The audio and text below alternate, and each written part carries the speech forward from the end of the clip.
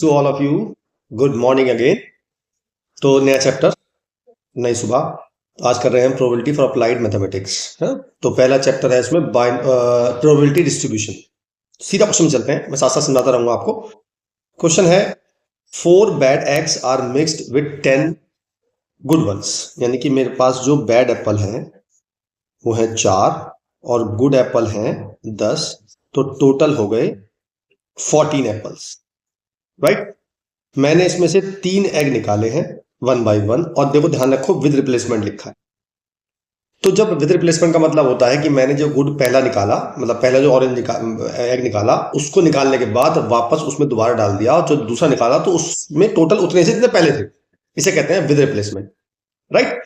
तो सोचो जरा कि अगर मैंने 3 एग निकाले हैं तो उसमें से बैड मुझे निकालना, डिस्ट्रीब्यूशन ऑफ बैड एग्स। तो 3 जो मैंने एग निकाले हैं उसमें से कितने एग्स बैड हो सकते हैं। भाई हो सकता है तीनों बैड हो सकता है एक भी बैड ना हो सकता है एक बैड हो सकता है 2 बैड हो। तो या तो बैड एप्पल एक भी नहीं होगा, या एक होगा, या 2 होंगे, या 3 होंगे। इसे बोलते हैं एक्स की वैल्यू, और एक्स का नाम होता है रैंडम वेरिएबल, करेक्ट। तो ये हो गया मैं रैंडम वेरिएबल। अब निकालते हैं प्रोबेबिलिटी। अब विद रिप्लेसमेंट है, इसका मतलब हर बार 14 ही एग थे जिसमें से 4 डिफेक्टिव थे और 10 नॉट डिफेक्टिव थे। तो अगर मैं बात करूं डिफेक्टिव आने की प्रोबेबिलिटी, ठीक है, तो डिफेक्टिव की प्रोबेबिलिटी कैसे निकालेंगे हम। भाई डिफेक्टिव कितने हैं मेरे पास, 4 है बैड, और टोटल है ये 10 है। अब तो टोटल होगा 14, तो डिफेक्टिव प्रोबेबिलिटी हो गई 4/14, मतलब बैड की, और गुड की हो गई 10/14। क्लियर। अब 0 बैड, मतलब यहां पे है 0 बैड, मतलब एक भी एग बैड नहीं था। तो यानी तीनों अच्छे थे। तो मैंने पहला अच्छा निकाला 10/14, फिर दूसरा अच्छा निकाला 10/14, फिर तीसरा अच्छा निकाला 10/14। ये आ गई मेरी 0 बैड एप्पल होने की, बैड एग होने की प्रोबेबिलिटी। अब मैं निकालूंगा एक बैड होने की। अब सोचो अगर एक बैड है तो ऑब्वियसली बात है कि 2 गुड होंगे, ठीक है। तो इसमें क्या है, कंडीशन बनेगी कि पहला गुड था, दूसरा गुड था, या तीसरा गुड था, ये बैड करने की। तो मैंने पहला निकाला गुड, दूसरा निकाला गुड, और तीसरा निकाला बैड। या मैंने पहला गुड निकाला, दूसरा बैड निकाला, और तीसरा गुड निकाला। या मैंने पहला बैड निकाला, दूसरा गुड निकाला, और तीसरा भी गुड निकाला। तो ये मेरी जो प्रोबेबिलिटी आएगी, ये पूरी प्रोबेबिलिटी आएगी एट p=1 पे, x=1 पे, करेक्ट। अब 2 बैड एप्पल, 2 बैड है ना, 0 बैड था पहले, एक बैड था, 2 बैड है, तो 2 बैड है तो एक गुड होगा। सेम कंडीशन 3 लगेंगी, पहला गुड निकाला, दूसरा बैड निकाला, और तीसरा बैड निकाला, क्योंकि 2 बैड निकालने हैं। या पहला बैड निकाला, दूसरा गुड निकाला, और तीसरा बैड निकाला। या पहला बैड निकाला, दूसरा बैड निकाला, और तीसरा गुड निकाला। ये प्रोबेबिलिटी आ गई मेरी eight x=2। Now at x=3, तो 3 निकालने के लिए हम तीनों बैड निकालेंगे, यानी कि पहला भी बैड निकाला, दूसरा भी बैड निकाला, और तीसरा भी बैड निकाला, ठीक है। इसको आप सॉल्व तो कर ही लोगे ना आराम से, क्योंकि इसे काट लेंगे 5 से और 7 से। तो यहां पहला आ जाएगा 125/14। 7 का स्क्वायर कितना होता पता है, 7 का है 343 शायद, है ना, देखते बाद चेक कर लेते हैं। 7 × 7 × 7, हाँ 343। तो ये आ गया, पहला ऑप्शन आ गया 343, ये आ गई पहली P0। ऐसी 1 पे निकालेंगे तो हम एक निकालेंगे, थ्राइस करेंगे क्योंकि तीनों सेम है ये। तो हम पहले एक निकालेंगे, ये आ गया 5/7, ये आ गया 5/7, ये आ गया 2/7। तो 25 50, 50 × 3 150, 150/343। ऐसे ही P2 पे निकालेंगे, इस बार 5 2 और 2, 5 चौके 20, 20 या 60, 60/343। और चौथा निकालेंगे 2 × 2 × 2, 8/343, ठीक है। अब आपको अपना आंसर चेक करना है। तो सारी प्रोबेबिलिटीज का सम हमेशा 1 होना चाहिए। तो आप ऊपर वाली ऐड कर लो, नीचे तो 343 आ गया एलसीएम में। तो 125 + 150 + 60 और +8, ये एग्जैक्टली 343 आ रही है। तो टोटल प्रोबेबिलिटी सम, इनका सम आ रहा है 1 आ रहा है। It means our distribution is correct. So ये है डिस्ट्रीब्यूशन, ठीक है। अच्छा, इस क्वेश्चन को चेंज करते हैं हम। अगर यहाँ विदाउट रिप्लेसमेंट होता है, यानी विद रिप्लेसमेंट ना गिवन होता, तो हम कैसे प्रोसीड करते? तो इसके लिए लगेगा एनसीआर। जब भी हम मोर देन वन चीज ड्रॉ करेंगे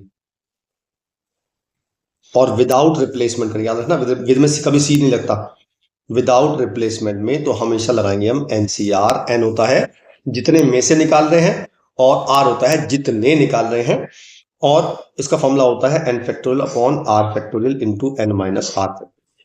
ठीक है, तो हमारे पास थे बैड थे हमारे पास 4 और गुड थे हमारे पास 10, टोटल हो गए 14, और मुझे निकालने हैं फिर वो डिस्ट्रीब्यूशन 0 1 2 3। तो इस बार 0 पे निकालेंगे हम, यानी 0 बैड निकाल रहे हैं। इट मींस तीनों जो एग्स हैं वो गुड है, तो ये आएगा 10c3 अपॉन 14c3।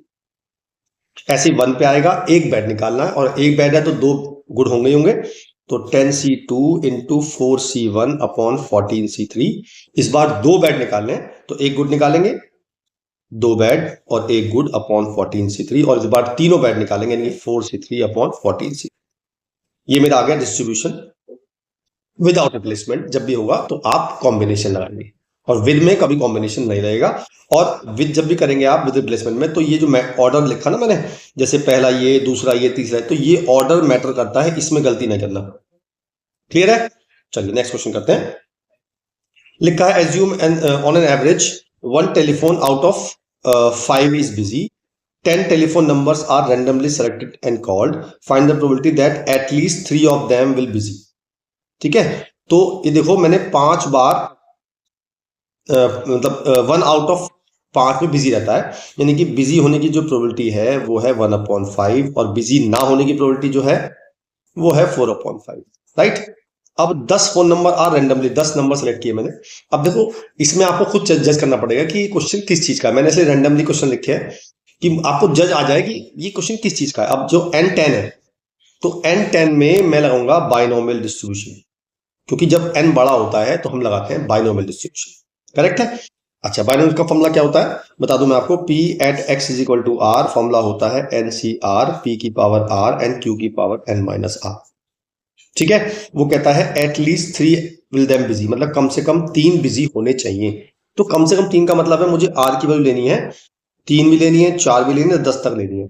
अब मैं सब पे निकालूंगा, बहुत लंबा सिस्टम हो जाएगा। मैं क्या करूंगा, मैं निकालूंगा 0 पे, 1 पे, 2 पे, इसके अलावा ये बचे, और ये निकाल के उसे 1 में से माइनस कर दूंगा, तो मेरा आंसर आ जाएगा।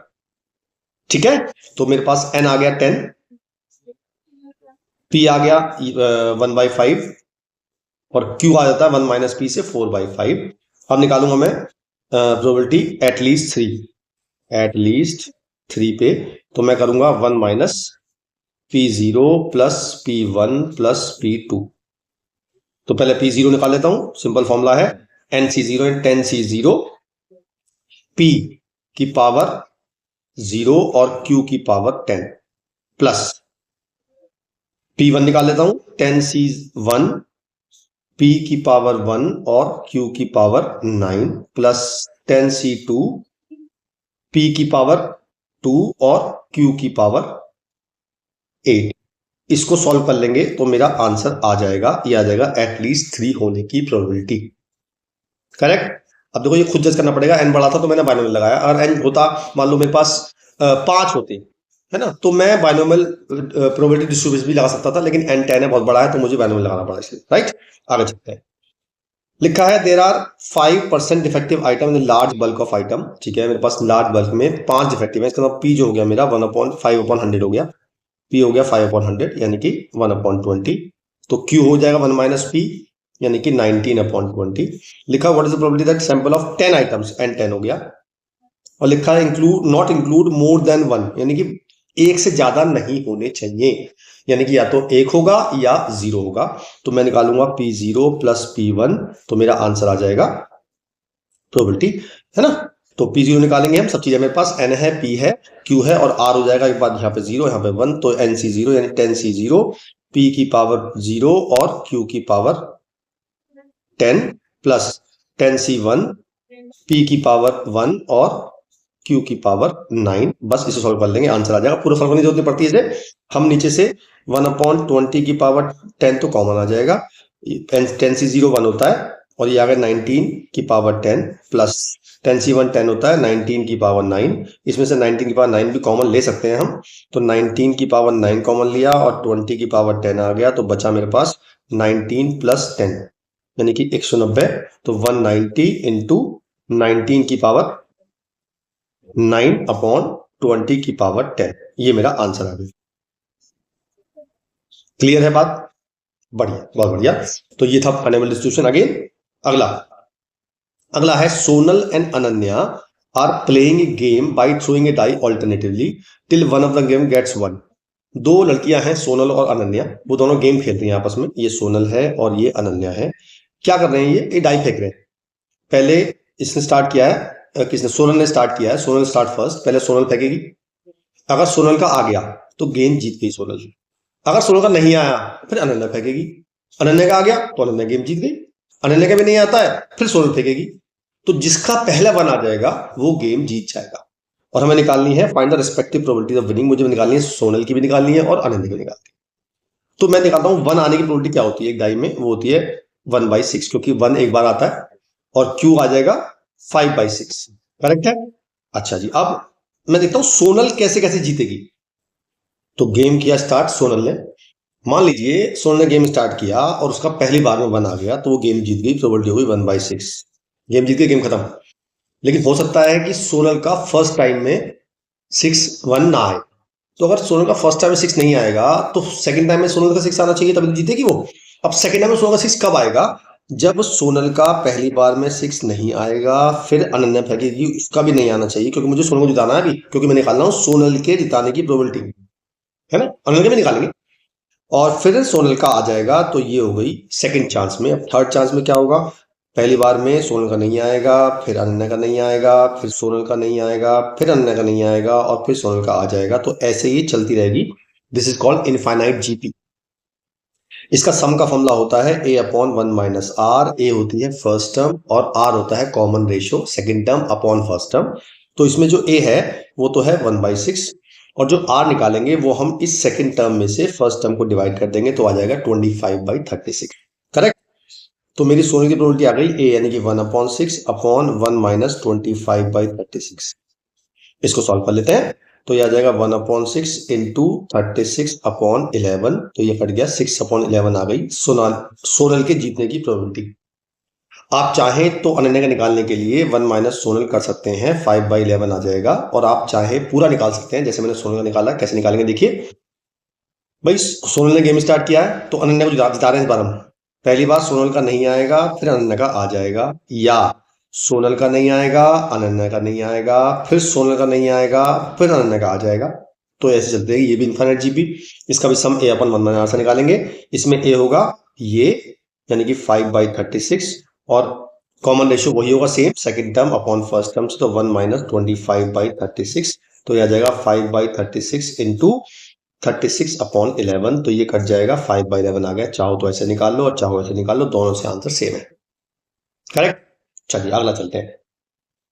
लिखा है in a hurdle race player has to cross 10 hurdles, probability that he will clear each hurdle is 5/6। Clear करने की दे रखी है, यानी कि प्रोबेबिलिटी ऑफ क्लियर वो दे रखी है हमें 5/6। तो क्लियर ना करने की निकालने के लिए, अच्छा क्लियर ना करने को बोलते क्या है? उसे बोलते हैं नॉकडाउन। तो P नॉकडाउन दे रखी है हमें 1 माइनस 5/6 यानी कि 1/6। अब लिखा है what is the probability that he will knock down fewer than 2 hurdles. इस बार हमें निकालनी है नॉकडाउन की। तो P जो लेंगे हम वो नॉकडाउन लेंगे, ना कि क्लियर करने, क्योंकि मुझे नॉकडाउन की निकालनी है। तो P मेरा होगा 1/6, Q मेरा होगा 5/6। 10 हर्डल है तो N हो गया मेरा 10। फ्यूअर देन 2 निकालनी है, यानी कि मुझे 2 से कम निकालनी है। कि R लूंगा मैं, एक बार 0 और एक बार 1, दोनों को प्लस कर दूंगा, आंसर आ जाएगा। निकाल लेते हैं। तो 10C0, P की पावर 0 और Q की पावर 10 प्लस 10C1, P की पावर 1 और Q की पावर 9। ठीक है जी, बस इसे सॉल्व कर लेंगे। तो इसमें से 5 की पावर 9 और 6 की पावर 10 तो कॉमन आ जाएगा। यहां बचेगा 5 प्लस और यहां बचेगा 10। तो मेरा आंसर आ जाएगा 5 की पावर 9 इंटू 15 अपॉन 6 की पावर 10। क्लियर है बात? समझ में आ गई?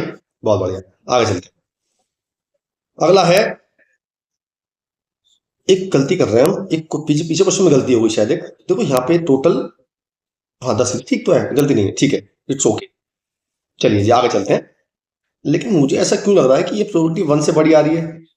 एक बार चेक कर लेते हैं। नहीं 1 से बड़ी नहीं आएगी, ठीक है हमारा, बिल्कुल ठीक है। नेक्स्ट लिखा है a unbiased coin toss n times, एक को n टाइम्स टॉस किया and the random variable x denote the number of times the head occurs. तो हेड आया p1 p2 p3 are in AP, find the value of n। ठीक है, तो किसी भी कॉइन में हेड और टेल आने की प्रोबेबिलिटी 1/2 होती है, तो p इसमें 1/2 हो जाएगा, q इसमें 1/2 हो जाएगा, 1 - 1/2, और n मुझे निकालना है, और r एक बार मुझे 1 लेना है, एक बार 2 और एक बार p, और ये AP में मुझे दिखाने हैं। उसके बाद n की वैल्यू निकालनी है। तो AP का कंडीशन क्या होती है? First term plus third term is equal to twice of second term, right? तो AP कंडीशन बताई मैंने आपको, first term plus third term is equal to twice of second term. तो P1 plus P3 should be equal to twice of P2, ये condition लगानी है।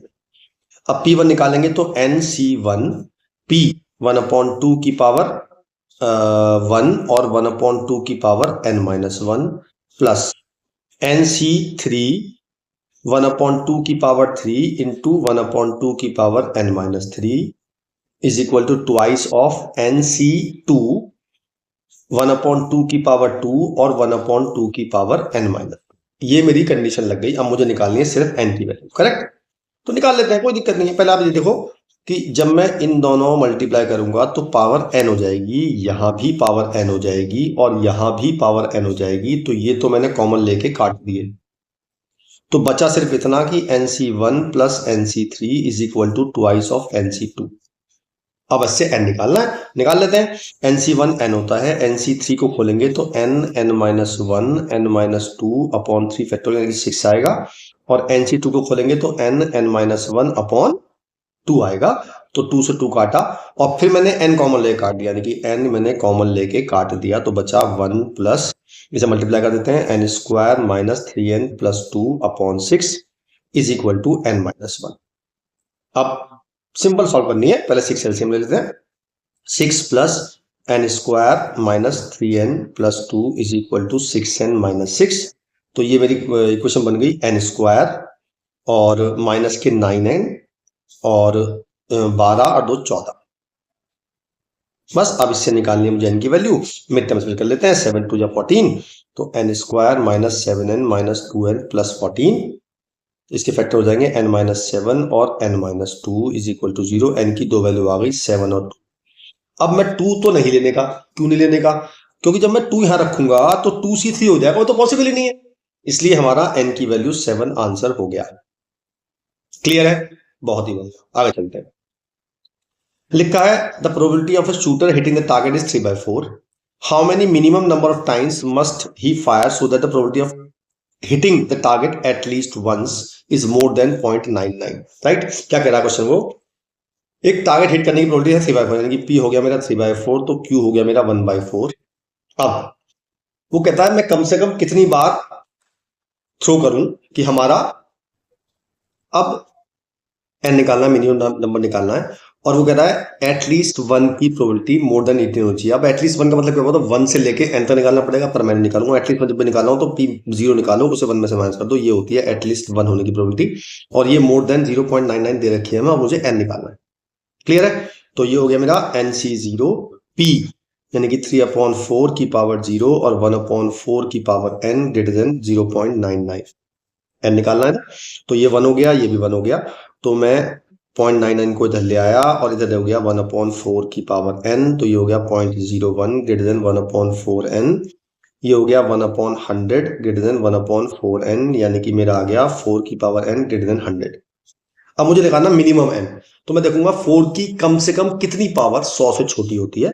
तो मैंने देखा अगर 4 की पावर 1 4 होता है, 4 की पावर 2 16 होता है, 4 की पावर 3 64 होता है, 4 की पावर 4 216 256 होता है। इसका मतलब जब मैं n को 4 लूंगा तब 100 से बड़ा आएगा मिनिमम। तो मेरा मिनिमम नंबर ऑफ n हो गया 4, ये मेरा आंसर हो गया। क्लियर है? नॉर्मली आगे चलते हैं। अगला है find the probability distribution of number of doublets in 4 throws of a pair of dice, find the mean and variance of the distribution. अब ये क्वेश्चन है प्रोबेबिलिटी डिस्ट्रीब्यूशन का, बाइनोमियल का नहीं है। हमने 4 बार दो डाइस फेंकी, मतलब मैंने दो डाइस यहाँ फेंकी, दो डाइस यहाँ फेंकी, दो डाइस यहाँ फेंकी, दो डाइस यहाँ फेंकी, 4 बार थ्रो किया मैं दो डाइस को, और मुझे नंबर ऑफ डबलेट्स, अब डबलेट क्या होते हैं, जैसे दो डाई फेंकी तो 1 1 आएगा, 2 2 आएगा, 3 3 आएगा, 4 4 आएगा, 5 5 आएगा, 6 6 आएगा, ये होते हैं डबलेट्स, और टोटल होते हैं दो डाई में 36 नंबर्स। तो डबलेट आने की जो प्रोबेबिलिटी है वो है 1/6, यानी 6/36, 1/6, और डबलेट ना आने की प्रोबेबिलिटी है 5/6, यानी 1 - 1/6। अब 4 बार थ्रो किया मैंने, अब जब 4 बार थ्रो किया उसमें से डबलेट कितनी बार आ सकता है, या तो एक बार भी नहीं आएगा, या एक बार आएगा, या 2 बार आएगा, या 3 बार आएगा, या 4 बार आएगा। तो जो x की वैल्यू हो गई वो हो गई 0 1 2 3 4। अब ये बड़ा अच्छा क्वेश्चन है, जब 0 पर निकालेंगे प्रोबेबिलिटी, यानी कि एक बार भी डबलेट नहीं आया, तो पहली बार डबलेट नहीं आया, दूसरी बार डबलेट नहीं आया, तीसरी बार डबलेट नहीं आया, और चौथी बार। ठीक है, इसमें हम कॉम्बिनेशन नहीं लगाते क्योंकि हमें कोई चीज ड्रॉ नहीं करनी है, इसलिए कॉम्बिनेशन नहीं लगा रहे हैं। अब एक बार डबलेट आया और 3 बार डबलेट नहीं आया, तो इसमें 4 केस बनेंगे, या तो पहली बार डबलेट आया बाकी तीनों बार नहीं आया, या दूसरी बार डबलेट आया तो पहली बार डबलेट नहीं आया, दूसरी बार डबलेट आया, तीसरी बार डबलेट नहीं आया, चौथी बार नहीं आया, या तीसरी बार आएगा तो 5/6 इंटू 5/6 इंटू 1/6 इंटू 5/6, और लास्ट होगा 5/6 इंटू 5/6 इंटू 5/6 इंटू 1/6। ये हुई 4, मतलब एक बार डबलेट आने की प्रोबेबिलिटी। अब 2 बार डबलेट आने की प्रोबेबिलिटी क्या होगी, इसमें 6 केस बनेंगे। अब ये 6 केस कैसे आए, मतलब मैं कैसे बता रहा हूं कि कितने केस बनेंगे। देखिए क्या होता है, हमने 11 में पढ़ा है परमुटेशन कॉम्बिनेशन। मान लीजिए मुझे डी डी नॉट डी और नॉट डी को अरेंज करना है, दो नॉट डी है और दो डी है, तो टोटल कितने हैं इसमें 4, और दो सेम है, दो सेम है, तो हमने 11 में पढ़ा कि 4 फैक्टोरियल अपॉन 2 फैक्टोरियल 2 फैक्टोरियल आ जाएगा, ये 6 आता है। तो इसलिए जब 2 बार करेंगे तो उसकी 6 कंडीशन बनेगी। ठीक है, कैसे कैसे बनेगी, आप मैं बता रहा हूं हिंट, आप खुद वैल्यू लगाना।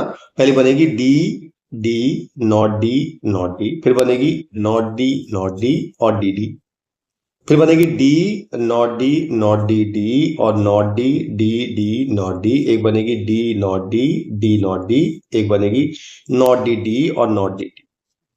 ये हमारी 4 कंडीशन बन गई। अच्छा, एक बात होती है कि ये चारों सेम होते हैं, मतलब अगर आप एक की वैल्यू निकालोगे, यानी कि 125 अपॉन जो भी 6/4 आएगा उसे 4 से मल्टीप्लाई कर सकते हैं, ऐसे ही इसमें एक की निकाल के 6 से मल्टीप्लाई कर सकते हैं। 3 वाले में फिर 4 केस बनेंगे, D D D not D D D not D D D not D D D और not D D D D, इसमें 4 केस बने, और 4 वाले में फिर एक केस बनेगा D D D D. Clear है, ये वैल्यू निकाल लोगे आप। अब निकालना है मुझे मीन और वेरिएंस। ठीक है, तो मैं इसे मिटा रहा हूं, क्या क्या आएगा बता देता हूं मैं क्या क्या आएगा।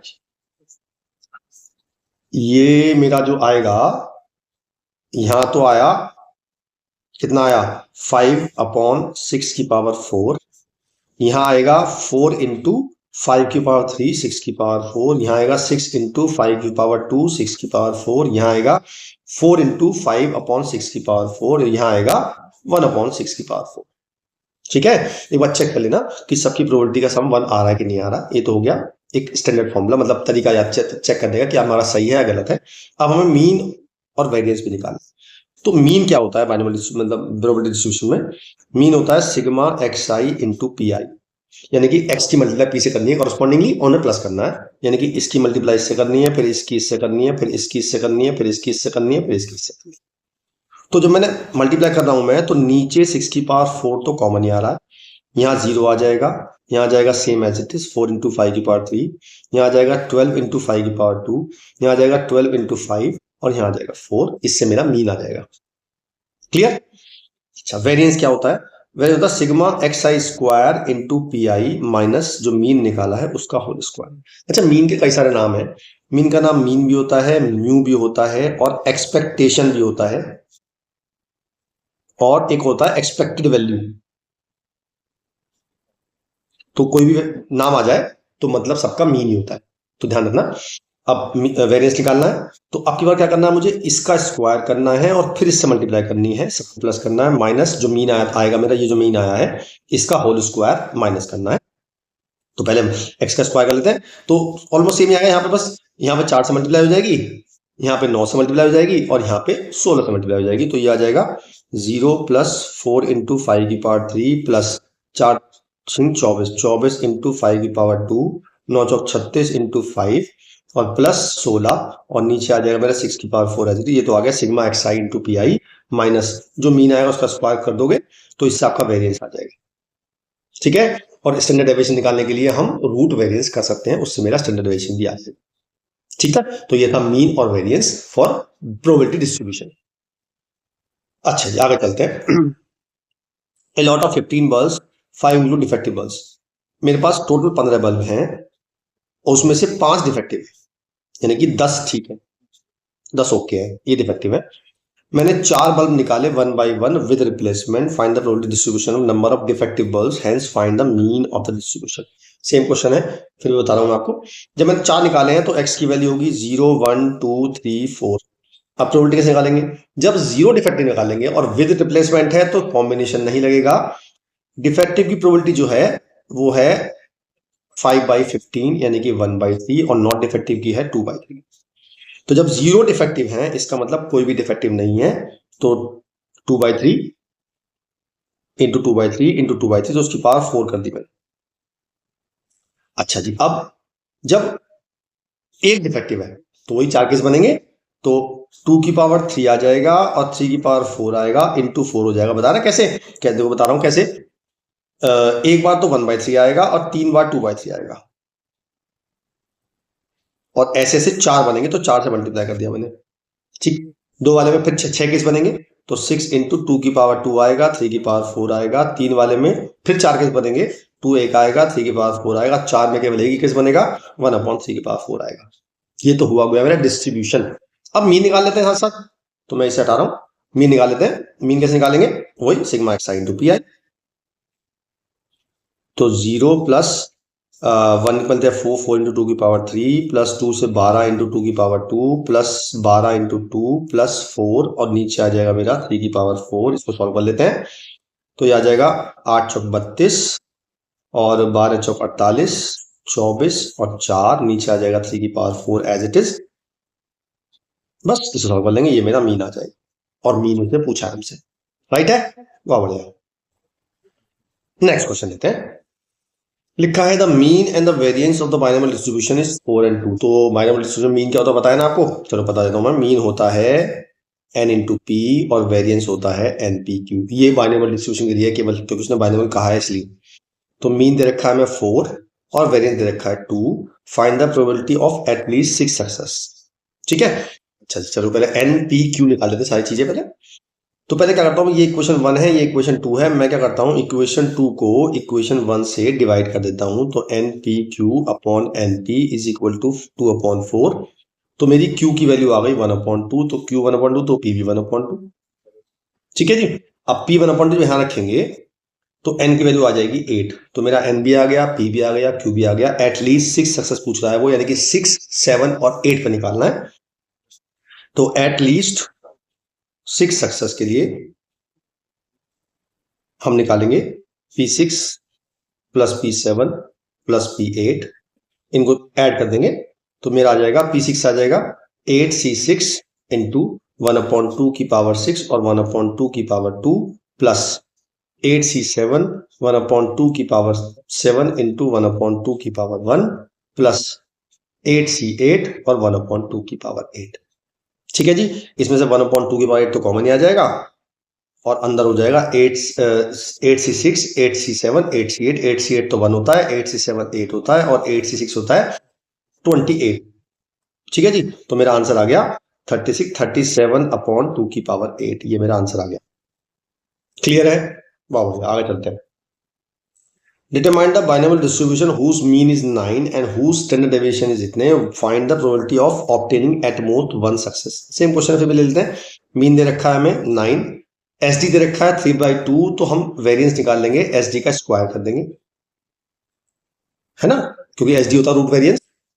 तो ये हो जाएगा 9/4। तो np/q मेरा आ गया 9/4। फिर दोनों को डिवाइड कर देंगे तो q मेरा 1/4 आ जाएगा और p आ जाएगा मेरा 3/4 और मैं p की वैल्यू पुट कर दूंगा यहाँ पे, तो मेरा n आ जाएगा 12। अब n 12 आ गया, eight most one success. Eight most one success मतलब होता है ज्यादा से ज्यादा एक सक्सेस हो। तो मुझे P0 और P1 निकालना है, बस उन्हें ऐड करना है, आंसर आ जाएगा। निकाल लोगे आप, वीडियो पॉज करो, निकाल दो क्या आता नहीं आता है। करी वीडियो पॉज, वेरी गुड। तो ये हो गया मेरा 12C0 और 1/P, P3/4 की पावर 0 और 1/4 की पावर 12 प्लस 12C1 और 3/4 की पावर 1 और 1/4 की पावर 11। इसको सॉल्व कर लेंगे, मेरा आंसर आ जाएगा at most one success. Okay, got it, good. Next चलते हैं। लिखा है if the sum and the product of the mean and variance of the binomial distribution 1.8 and 8।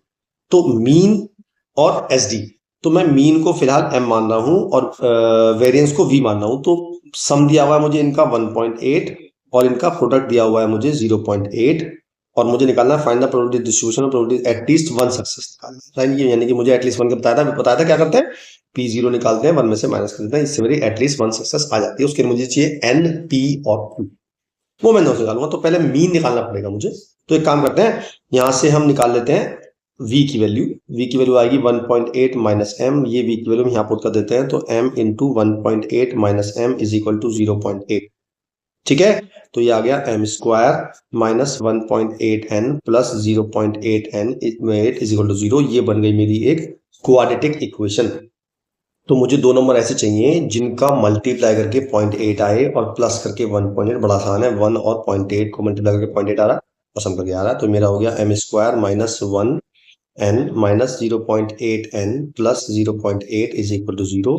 तो m माइनस 1 और m माइनस 0.8। तो m की दो वैल्यू आई, एक तो 1 आई और एक 0.8 आई। ठीक है, अगर मेरा m 1 आता है तो v कितना आता है, v में से निकाल लूंगा, v 0.8 आ जाएगा। और अगर 0.8 आता है m तो मेरा मीन हो जाएगा, मतलब वेरिएंस हो जाएगा 1। ठीक है, अच्छा एक बात गौर करना कि मीन होता है NPQ, वेरिएंस मीन होता है NP और वेरिएंस होता है NPQ। तो जब मैं NP में Q की मल्टीप्लाई करूंगा तो ऑब्वियस बात है कि ये वैल्यू छोटी हो, क्योंकि प्रोबेबिलिटी हमेशा 1 से छोटी होती है। भाई Q क्या है, Q है किसी के ना होने की प्रोबेबिलिटी, है तो प्रोबेबिलिटी ना। तो इट मीन्स P की वैल्यू जो Q की वैल्यू होगी 1 से बड़ी छोटी होगी। तो जब मैं NP में Q से मल्टीप्लाई करूंगा तो ये वैल्यू छोटी होगी। इट मीन्स हमेशा वेरिएंस जो होता है वो छोटा होता है मीन से, हमेशा, बड़े। ठीक है, तो इसका मतलब हमारा वेरिएंस छोटा होना चाहिए। तो हमारा हम कंडीशन लेंगे ये वाली, मीन हमारा 1 है और वेरिएंस हमारा 0.8 है। तो मीन हमारा मीन होता है NP, तो n इंटू पी आ गया 1 और NPQ आ गया मेरा 0.8। मैंने डिवाइड कर दिया अगेन, तो Q आ गया 0.8। जब Q 0.8 आ गया तो P आ गया मेरा 0.2। मैंने 0.2 पुट कर दी यहाँ पे, तो मेरा n आ गया 5। अब n 5 आ गया तो मुझे एटलीस्ट वन सक्सेस, तो 1 माइनस P0, तो 1 माइनस NC0 यानी 5C0।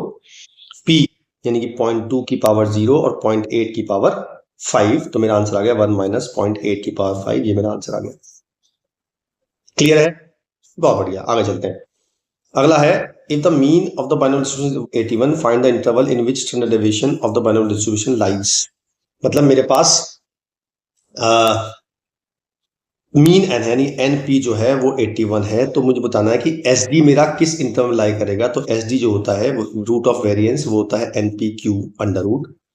तो NP की वैल्यू 81 है, तो 81 इंटू क्यू आ गया, 91 बाहर आ गया, 9 रूट क्यू आ गया। फिर ये मेरा SD आया।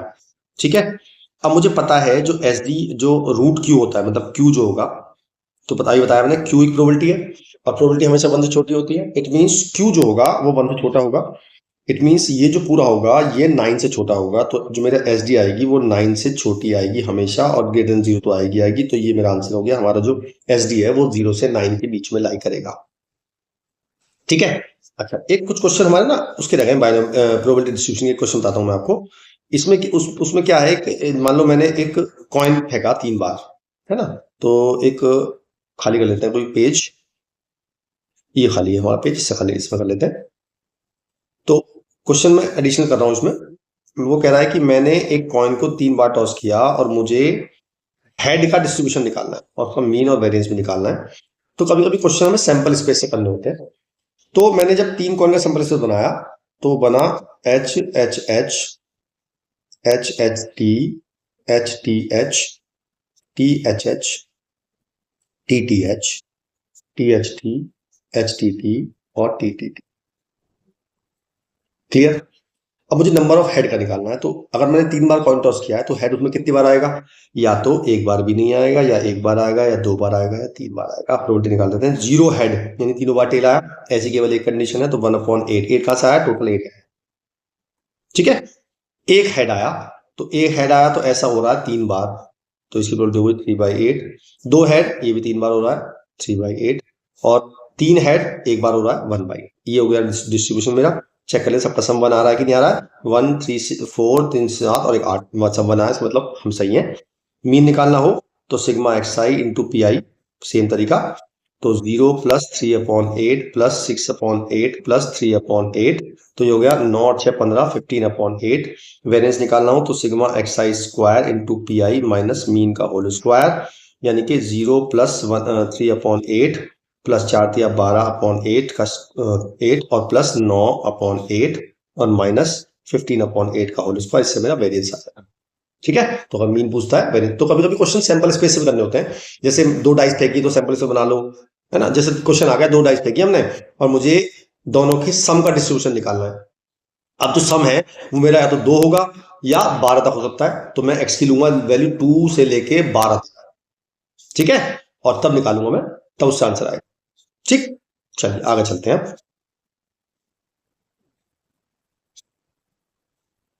यहां तक हमारा हो गया। अगला क्वेश्चन लेते हैं। अगला क्वेश्चन है what is the mean of the number obtain on throwing a die having written 3 on 3 faces, 1 on 3 faces, 2 on 2 faces and 5 on 1 faces. मतलब ये डाई हमने जो उसके नंबर होते हैं 1 2 3 4 5 6 वो हटा दिए और किसी भी 3 फेस पर रख दिया 1, 2 फेस पर रख दिया 2 और 1 फेस पर रख दिया 5, राइट। तो इसका मतलब ये हुआ जब भी हम उस डाई को थ्रो करेंगे या तो 1 आएगा या 2 आएगा या 5 आएगा और कुछ नहीं आ सकता। तो मीन्स मेरा रैंडम वेरिएबल हो गया 1 2 और 5। अब टोटल फेस तो 6 होते हैं, तो ये सोचो 1 आने की प्रोबेबिलिटी कितनी हुई। 1 कितने फेस पे है, 3 फेस पे है, तो उसकी प्रोबेबिलिटी हुई 3/6। 2 कितने फेस पे है, 2 फेस पे है, तो 2/6। और 5 कितने हैं, 1 फेस पे, तो 1/6। ये हो गया मेरा प्रोबेबिलिटी डिस्ट्रीब्यूशन, राइट। अच्छा जी, अब मुझे निकालना क्या है, मुझे निकालना है मीन। तो मीन निकालने के लिए मीन का फॉर्मूला बताया था मैंने आपको, summation of xi into P I means 1 × 3/6 + 2 × 2/6 + 5 × 1/6। तो ये आ गया 3 + 4 + 5/6। तो ये आ गया 7 और 5 12/2 6, यानी कि 2 आंसर आ गया मेरा, 2 मीन आ गया। क्लियर है। आगे चलते हैं। अगला लिखा है 4 bad oranges are accidentally mix with 16 good ones, यानी कि 16 तो गुड हैं और 4 बैड हैं और मुझे निकालनी है distribution number of bad oranges.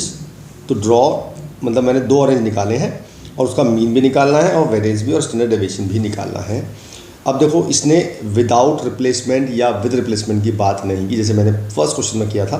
तो इसमें विदाउट रिप्लेसमेंट है, तो हम कॉम्बिनेशन का यूज़ करेंगे, राइट। तो मुझे दो मैंने मैंगोज निकाले हैं। इट मीन्स जो बैड मैंगोज हैं वो कितने हो सकते हैं, या तो 1 होगा या 2 होगा या 1 भी नहीं होगा। मीन्स x की वैल्यू हो गई 0 1 और 2।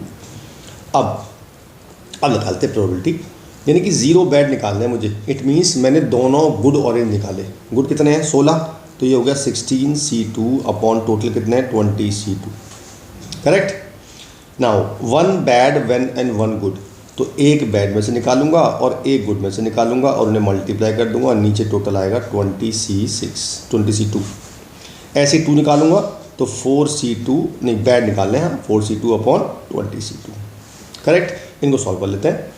इनको सॉल्व करके आता है जी 16c2, तो ये हो गया 16 × 15। मैं सॉल्व कर रहा हूँ, आप करना अपने हिसाब से। 20 × 19, ये हो गया 16 × 4 अपॉन 20 × 19 और नीचे 2 ऊपर 2 और आएगा। और ये हो गया 4 × 3 अपॉन 20 × 19, ठीक है जी। कुछ काट पीट लेते हैं। 5 से काटा, 5 दिया 15, 5 चौके 20 और ये काट दिया मैंने 4 से, तो ये आ गया 12/19। ऐसे ये काटा 4 से काटा 5 बार, तो ये मेरा आ गया 32/95। और ये काटा मैंने 4 से 5 बार, तो ये आ गया 3/95। अच्छा मैं ऐसा करता हूँ, मैं इसको भी ना 5 से मल्टीप्लाई कर देता हूँ, जो सारे नीचे 95 हो जाएंगे, आसान पड़ेगा कैलकुलेशन में। तो मेरा कर दिया 12 60/95। अब मैंने आपसे कहा था सारी प्रोबेबिलिटी का सम 1 होना चाहिए, चेक कर लेते हैं एक बार। 60 और 32 92 और 3 95 आ गए, इट मीन्स सम आ गया मेरा 95। अब मुझे निकालना है मीन, राइट। तो मीन का फॉर्मूला बताया मैंने आपको अभी। मीन का फॉर्मूला होता है summation of x I into P I, यानी कि ये हो जाएगा मेरा 0 into 60/95 plus 1 into 32/95 plus 2 into 3/95। ये तो 0 हो गया, ये 32 रहा, ये 6 हो गया, तो मेरा आ गया 38/95। ये तो आ गया मेरा mean. Now will find variance. Variance का फॉर्मूला होता है summation of x i square into P I minus mean का होल स्क्वायर, राइट। तो 0 वाला तो 0 हो ही जाएगा, 1 का स्क्वायर 1 ही होता है, 32/95 माइनस 2 का स्क्वायर 4 हो गया, 4 इंटू 3 ये हो गया 12/95। ये तो हो गया मेरा sigma x i square into p square minus mean का होल स्क्वायर। इसे सॉल्व कर लेंगे आप तो आपका वेरिएंस आ जाएगा। और अगर आपको एस डी निकालना है तो जो आपका वेरिएंस आया है उसका स्क्वायर रूट लगा देंगे तो वो मेरा स्टैंडर्ड डेविएशन आ जाएगा, करेक्ट। चलिए जी, अब कुछ क्वेश्चन ऐसे आते हैं कि आपको एक दिया होता है, ये लिखा है the x denotes the number of hours of person watches television during the randomly selected day. एक डे सेलेक्ट किया गया और जो आदमी है या बच्चा है जो भी है वो हमारा टीवी देख रहा है, तो कितने घंटे देख रहा है वो बताना है मुझे।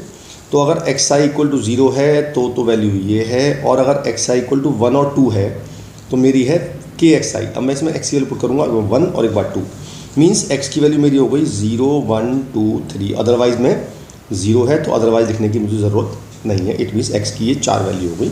अब प्रोबेबिलिटी देख लेते हैं, इस पर दे रखी है 0.2। अच्छा, अब मैं इसमें रखूँगा एक्स की जगह 1 रखूँगा तो के आ जाएगा, इसमें रखूँगा 2 के आ जाएगा, और 3 रखूँगा तो यहाँ आ जाएगा 2 के। ये तो मेरा डिस्ट्रीब्यूशन हो गया। अब पहले मुझे के निकालना है जी, निकाल लेते हैं।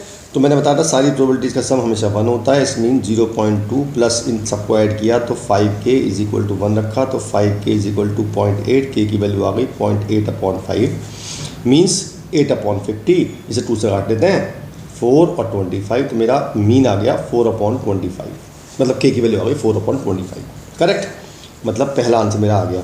Now what is the probability that a person watches 2 hours of television on selected day, मतलब केवल 2 आवर्स से पूछ रहा है वो, तो 2 आवर्स में मेरी जो प्रोबेबिलिटी है वो है 2k। तो सेकंड पार्ट का आंसर हो जाएगा सीधा 2k और k की वैल्यू पुट कर देंगे तो 8/25 मेरा आंसर आ जाएगा, ठीक। चलो जी, सेकंड भी हुआ।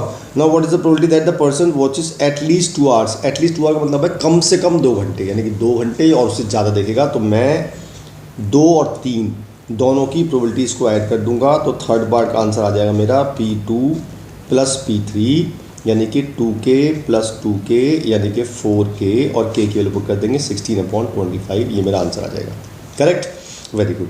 थर्ड हो गया। Now D, what is the probability that the person watches at most 2 hours. अब एट मोस्ट 2 का मतलब क्या हुआ, ज़्यादा से ज़्यादा 2 घंटे, इट मीन्स 2 और 2 से कम वाले सारे। तो मैं इस बार 0 1 2 ऐड कर दूंगा तो मेरा फोर्थ पार्ट का आंसर आएगा P0 plus P1 plus P2। P0 है मेरा 0.2, ये है मेरा k, ये है मेरा 2k, तो 0.2 यानी कि 2/10 प्लस 3k, k की वैल्यू पुट कर दी तो k की वैल्यू है 4/25, तो ये हो गया 2/10 प्लस 12/25। इसे ऐड कर लेंगे तो मेरा फोर्थ पार्ट का आंसर आ जाएगा। नाउ नेक्स्ट है कैलकुलेट द मैथमेटिकल एक्सपेक्टेशन। मैंने आपको बताया था कि मीन के कई सारे नाम होते हैं, mean, mu, expected value, expectation, ये सब मीन होता है। तो मीन निकाल लेते हैं।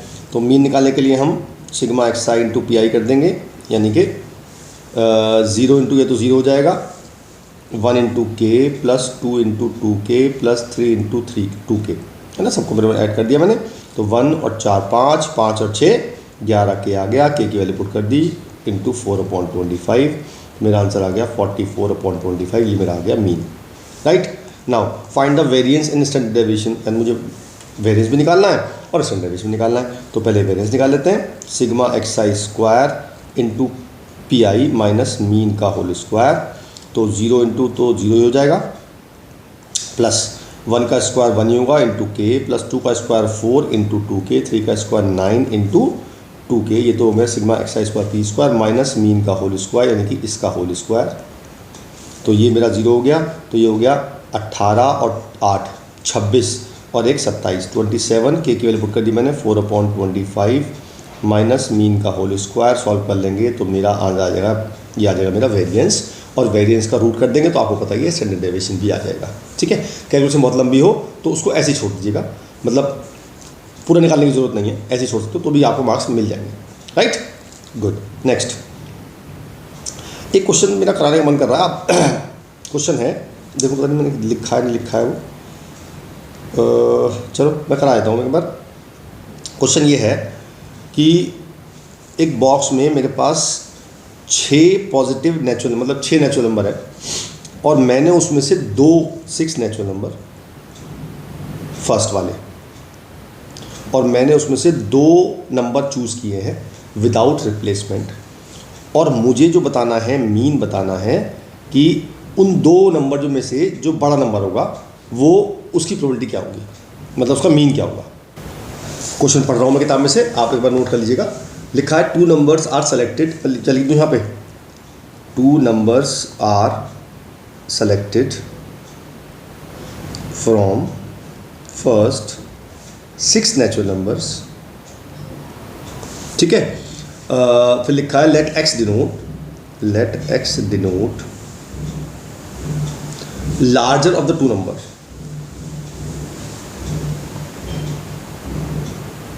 राइट, और फाइंड द डिस्ट्रीब्यूशन, लिखा है x, find the distribution of x, और फिर लिखा है find the mean and variance.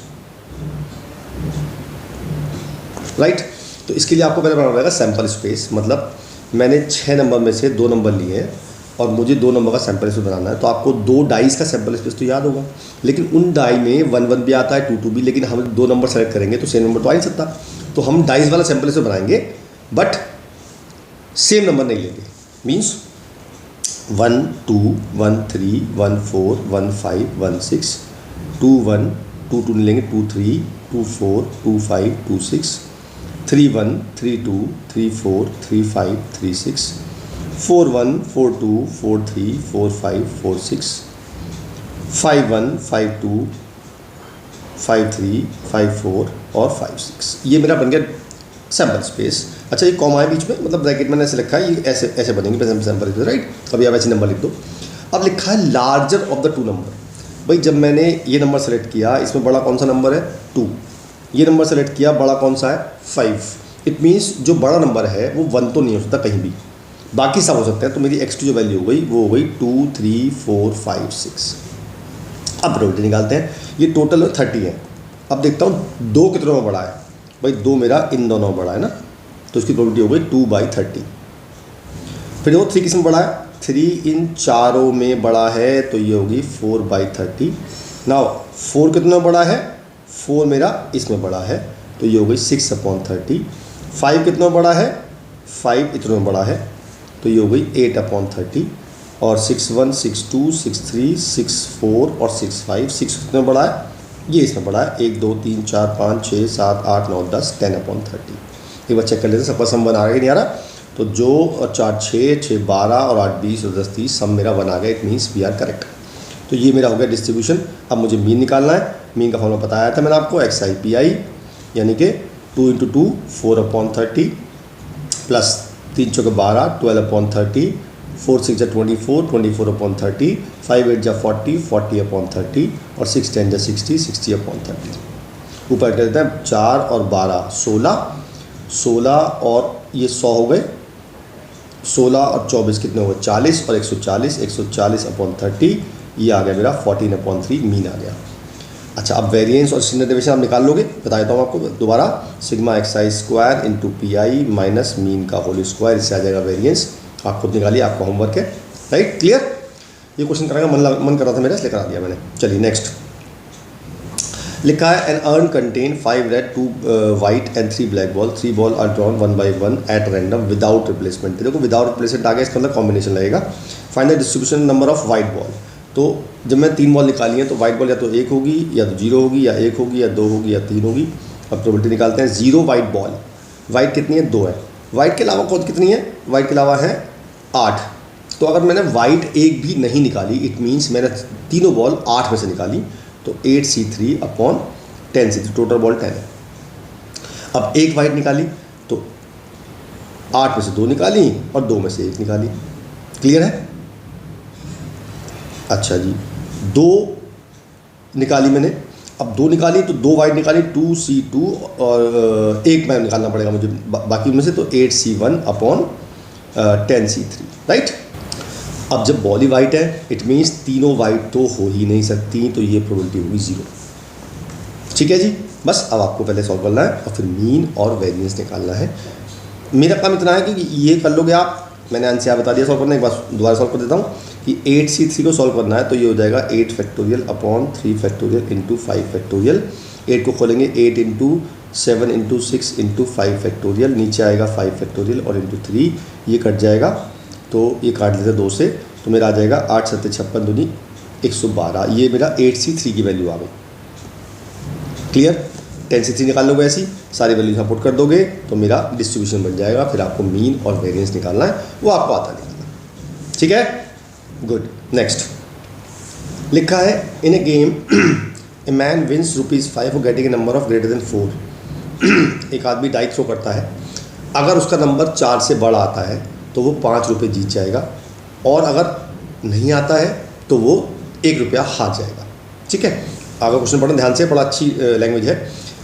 When a fair dice throw, चलिए जी, a man decided to throw a die thrice but to quit as and when he gets the number greater than 4। इसका मतलब क्या हुआ? इसका मतलब हुआ कि उस आदमी ने डिसाइड किया कि मैं 3 बार थ्रो करूँगा, और अगर मेरा 3 बार में 4 से बड़ा नंबर एक बार भी आ गया, यानी फर्स्ट टाइम में आ गया, तो गेम छोड़ दूंगा, फिर गेम नहीं खेलूँगा, राइट।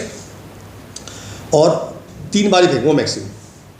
ठीक, तो मान लेते हैं उसका फर्स्ट टाइम में 6 आ गया, तो अगर उसका फर्स्ट टाइम में 6 आ गया तो वो फर्स्ट टाइम में नंबर 4 से बड़ा आ गया, तो पहले देखते हैं 4 से बड़े नंबर कितने होते हैं, 5 और 6। तो 4 से बड़े नंबर आने की प्रोबेबिलिटी हो गई 2/6, और ना आने की हो गई 4/6, 1 - 1/6, 2/6 है ना। अब सपोज करो उसका फर्स्ट टाइम में 4 से बड़ा नंबर आ गया, तो उसकी प्रोबेबिलिटी हो गई 2/6, और वो ₹5 जीत गया प्लस में। ये प्रोबेबिलिटी है, और ये एक्स, इस बार उल्टा कर रहा हूँ मैं क्योंकि प्रोबेबिलिटी डिसाइड करिए कितने पैसे जीता वो, राइट ना। अब उसका अगर फर्स्ट टाइम में 4 से बड़ा नंबर नहीं आया तो हो सकता है सेकंड टाइम में आ जाए, तो फर्स्ट टाइम में उसका 4 से बड़ा नंबर नहीं आएगा लेकिन सेकंड टाइम में आ जाएगा। अगर ऐसा हुआ तो वो गेम छोड़ देगा। अब वो जीता कितने रुपए? यहाँ पे तो वो ₹1 हारा, और यहाँ पे ₹5 जीता, तो +4। नाउ थर्ड टाइम में अगर 6 आएगा तो पहले में नहीं आएगा, और दूसरे में नहीं आएगा, और तीसरे में आ जाएगा। यानी कि यहाँ पे जीता -1, यहाँ पे हारा -1, और यहाँ ₹5 जीत गया, तो प्लस के ₹3। अब ये तो सोचता है कि 3 बार में 6 ना आए, मतलब 4 से बड़ा नंबर ना आए, तो इसका मतलब पहले में भी नहीं आया, दूसरे में भी नहीं आया, और तीसरे में नहीं आया। इसकी प्रोबेबिलिटी हो गई -3, क्योंकि वो ₹3 हार गया। ठीक, तो ये मेरा हो गया डिस्ट्रीब्यूशन। अब निकालना है आपको एक्सपेक्टेड वैल्यू, यानी कि मीन निकालना है। तो मीन निकालना था σxi इंटू PI, राइट। तो 5 इंटू 2/6 प्लस 4 इंटू, इसे काट लेते हैं या ऐसे करते हैं, काट लेते हैं। चलिए, इसे 3 से काटा और इसे 2 और 3, तो ये हो गया 2/9, प्लस इसे काट लेते हैं 2/3, 2/3 और 1/3, तो ये हो गया 3 इंटू 4/27, प्लस इसे भी काट लेते हैं, 3 को 2/3 हो जाएंगी, -3 इंटू 8/27। ठीक है, ये मेरा मीन आ गया। तो इसको सॉल्व करना है आपको बस।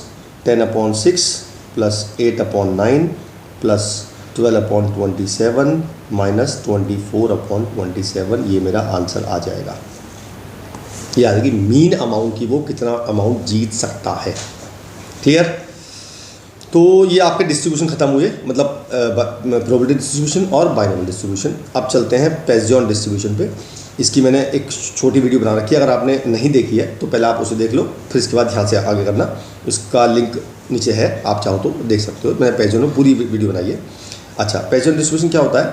पेजॉन डिस्ट्रीब्यूशन बाइनोमियल का ही एक सिस्टम होता है, और वो हम कब लगाते हैं, जैसे मैं आप समझो, जब हम प्रोबेबिलिटी डिस्ट्रीब्यूशन करते हैं तो उसमें क्या होता है, उसमें x की वैल्यू या तो होगी, मतलब हमने एक डाई को 3 बार थ्रो किया, 2 बार थ्रो किया, या कॉइन टॉस किया, तो जब हमारा सैंपल स्पेस छोटा होता है तो लगाते हैं हम प्रोबेबिलिटी डिस्ट्रीब्यूशन।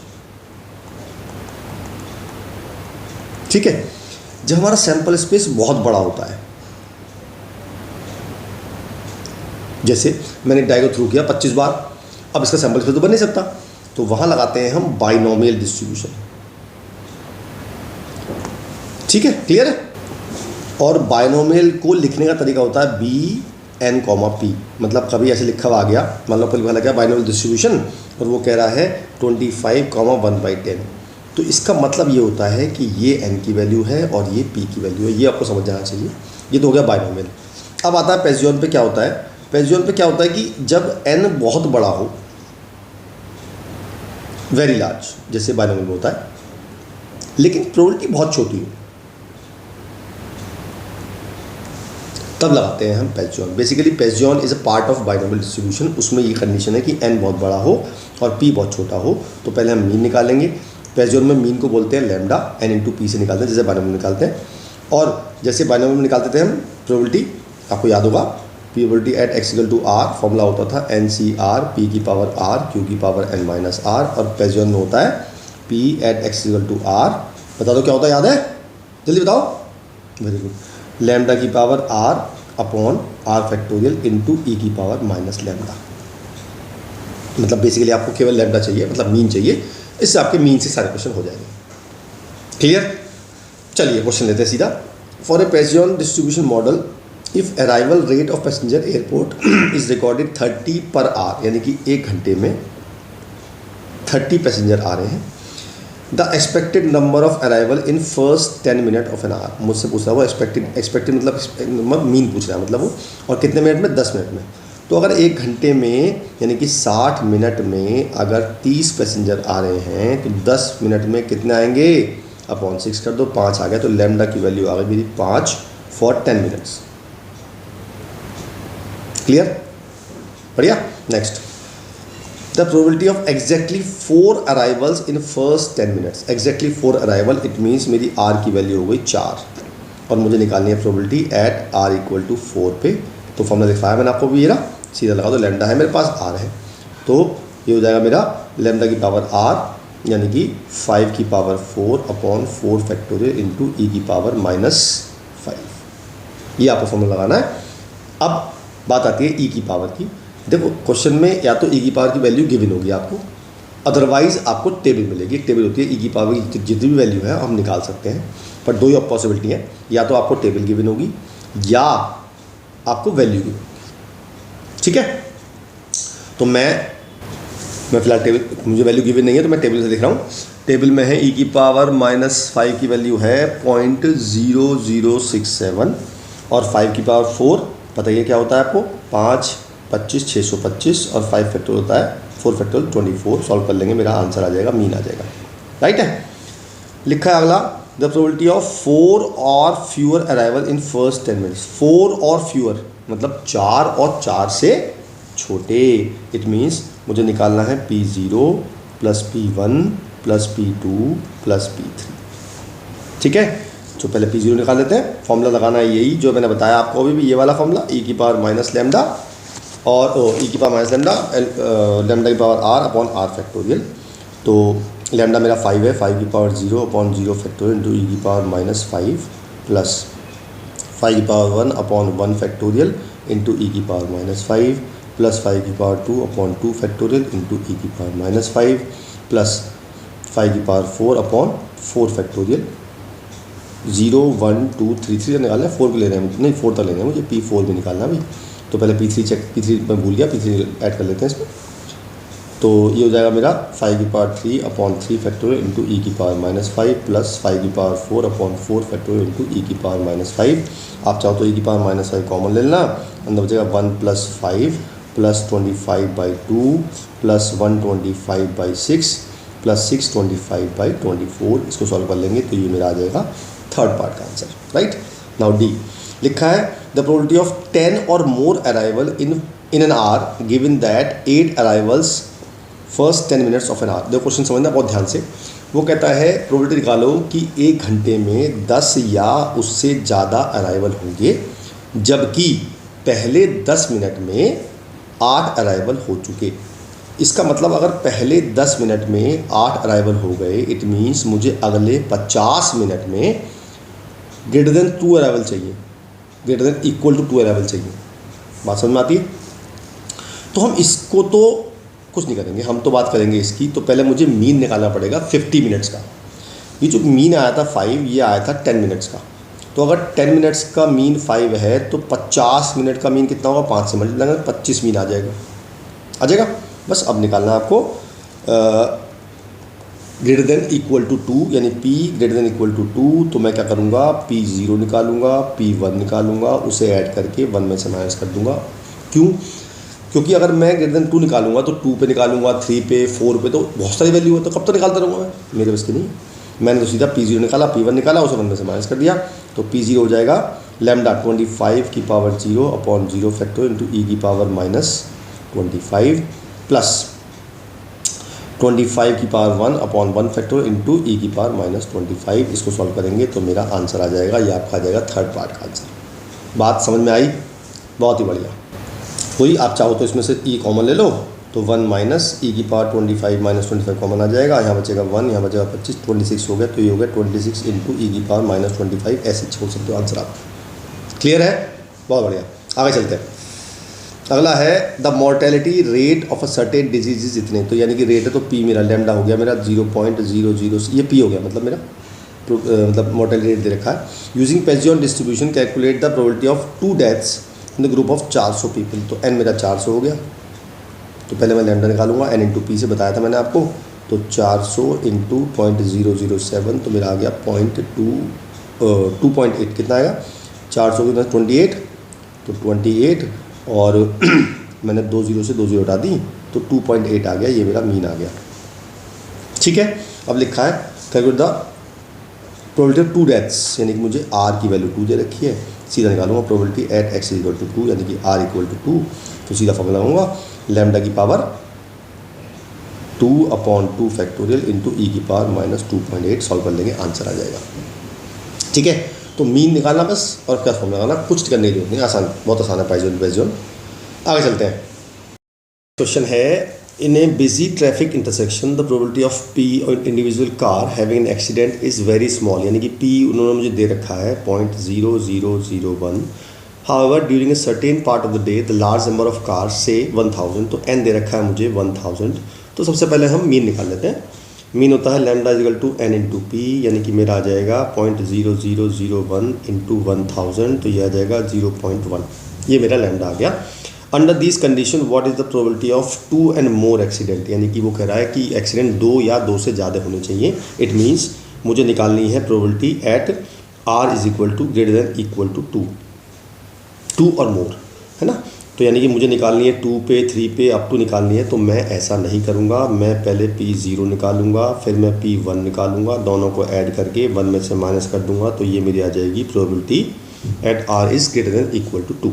ठीक है। अब मेरे पास लैम्डा भी है और मेरे पास आर भी है, तो मैं लगाऊंगा डायरेक्ट फॉर्मूला पता है क्या होता है? लैम्डा की पावर आर, यानी कि 0.01 की power 0 upon 0 factorial into e की पावर माइनस 0.1 और प्लस P1 पर निकालूंगा 0.1 की power 1 upon 1 factorial into e की पावर माइनस 0.1। ये मेरा आ गया आंसर। इसको सॉल्व कर लेते हैं। सबसे पहले हम ई की पावर माइनस 0.1 कॉमन ले लेंगे। ये बचा 1 और ये बचा 0.01, ये 1.1 हो गया। और इसकी वैल्यू क्वेश्चन में दे रखी है 0.9048। तो मैं पुट कर दूंगा यहाँ पे 0.9048 इंटू 1.1। इसको आप सॉल्व करेंगे तो आपका आंसर आ जाएगा। इसको मल्टीप्लाई करके आ रहा है 0.99528 और इसे 1 में से माइनस कर देंगे तो मेरा आंसर आ जाएगा 0.00472। ये मेरा आंसर आ गया। ठीक है, बहुत बढ़िया। आगे चलते हैं। अगला है assuming that 200 misprint are distributed randomly throughout a book containing इतने pages, find the probability of given page condition exactly 2 misprint. ठीक है, तो पहले कह रहा है वो 200 मिसप्रिंट हैं और कितने पेज में? 500 पेज में। और मुझसे वो पर पेज पूछ रहा है ना, एक पेज की पूछ रहा है। तो अगर 500 पेज में 200 मिसप्रिंट हैं तो एक पेज में कितना होगा? ये होगा 200 अपॉन 500, यानी कि ये आ गया 0.4। ये मेरा मीन आ गया लैम्डा, है ना। अब निकालना है मुझे एग्जैक्टली 2 मिसप्रिंट, यानी कि मुझे पी आर इक्वल टू 2 निकालना है। तो डायरेक्ट फॉर्मूला होगा लैम्डा की, अभी बताया फॉर्मूला मैंने वाला, लैम्डा की power r upon r factorial, तो 0.4 की power 2 upon 2 factorial into e की पावर माइनस 0.4। ठीक है, ये हो गया 0.16 अपॉन 2 इंटू, अब इसकी वैल्यू आपको टेबल में देखनी पड़ेगी, तो टेबल में देखिएगा, मैं देख रहा हूँ टेबल, इसकी वैल्यू है 0.670। अब इसको सॉल्व कर लेंगे, तो इनको प्लस करके मल्टीप्लाई कर देते हैं, तो ये आ जाएगा 0.16 इंटू 0.67 डिवाइड बाई 2, तो ये मेरा आ गया 0.0536, राइट। ये मेरे पहले पार्ट का आंसर आ गया। नाउ 2 और मोर कह रहा है वो, जैसे पहले क्वेश्चन में कहा था 2 और मोर, यानी कि मुझे निकालना है p r is greater than equal to 2, तो मैं करूँगा 1 माइनस P0 निकालूंगा और P1 निकालूंगा और दोनों को प्लस करके 1 में से माइनस कर दूंगा, तो मेरा आ जाएगा वही सेम कंसेप्ट। तो 0.4 की पावर 0 अपॉन 0 फैक्टोरियल ई की पावर माइनस 0.4 प्लस 0.4 की पावर 1 अपॉन 1 फैक्टोरियल ई की पावर 0.4, फिर वही 0. ई की पावर कॉमन ले लेंगे, उसकी वैल्यू मैं निकाल चुका हूँ 0.67 और अंदर बचेगा 1 प्लस 0.4, तो ये आ जाएगा मेरा 1 माइनस 0.67 इंटू 1.4, इसको सॉल्व कर लेंगे, तो 1.4 इंटू 0.67 और यह 0.938 और इसे 1 में से माइनस कर देंगे, तो मेरा आ जाएगा 0.062। ये मेरा आंसर आ गया 0.062, राइट, करेक्ट। दोनों पार्ट आंसर आ गए। आगे चलते हैं। लिखा है a manufacturer screws know that 4% of product are defective, यानी कि मुझे प्रोबेबिलिटी दे रखी है 4/100। If he sells the screw in the box of 100 and guarantees that not more than 5 screw will be defective, what is the approximate probability that the box will fail to meet the guarantee quality. Question समझते हैं पहले क्या कह रहा है वो।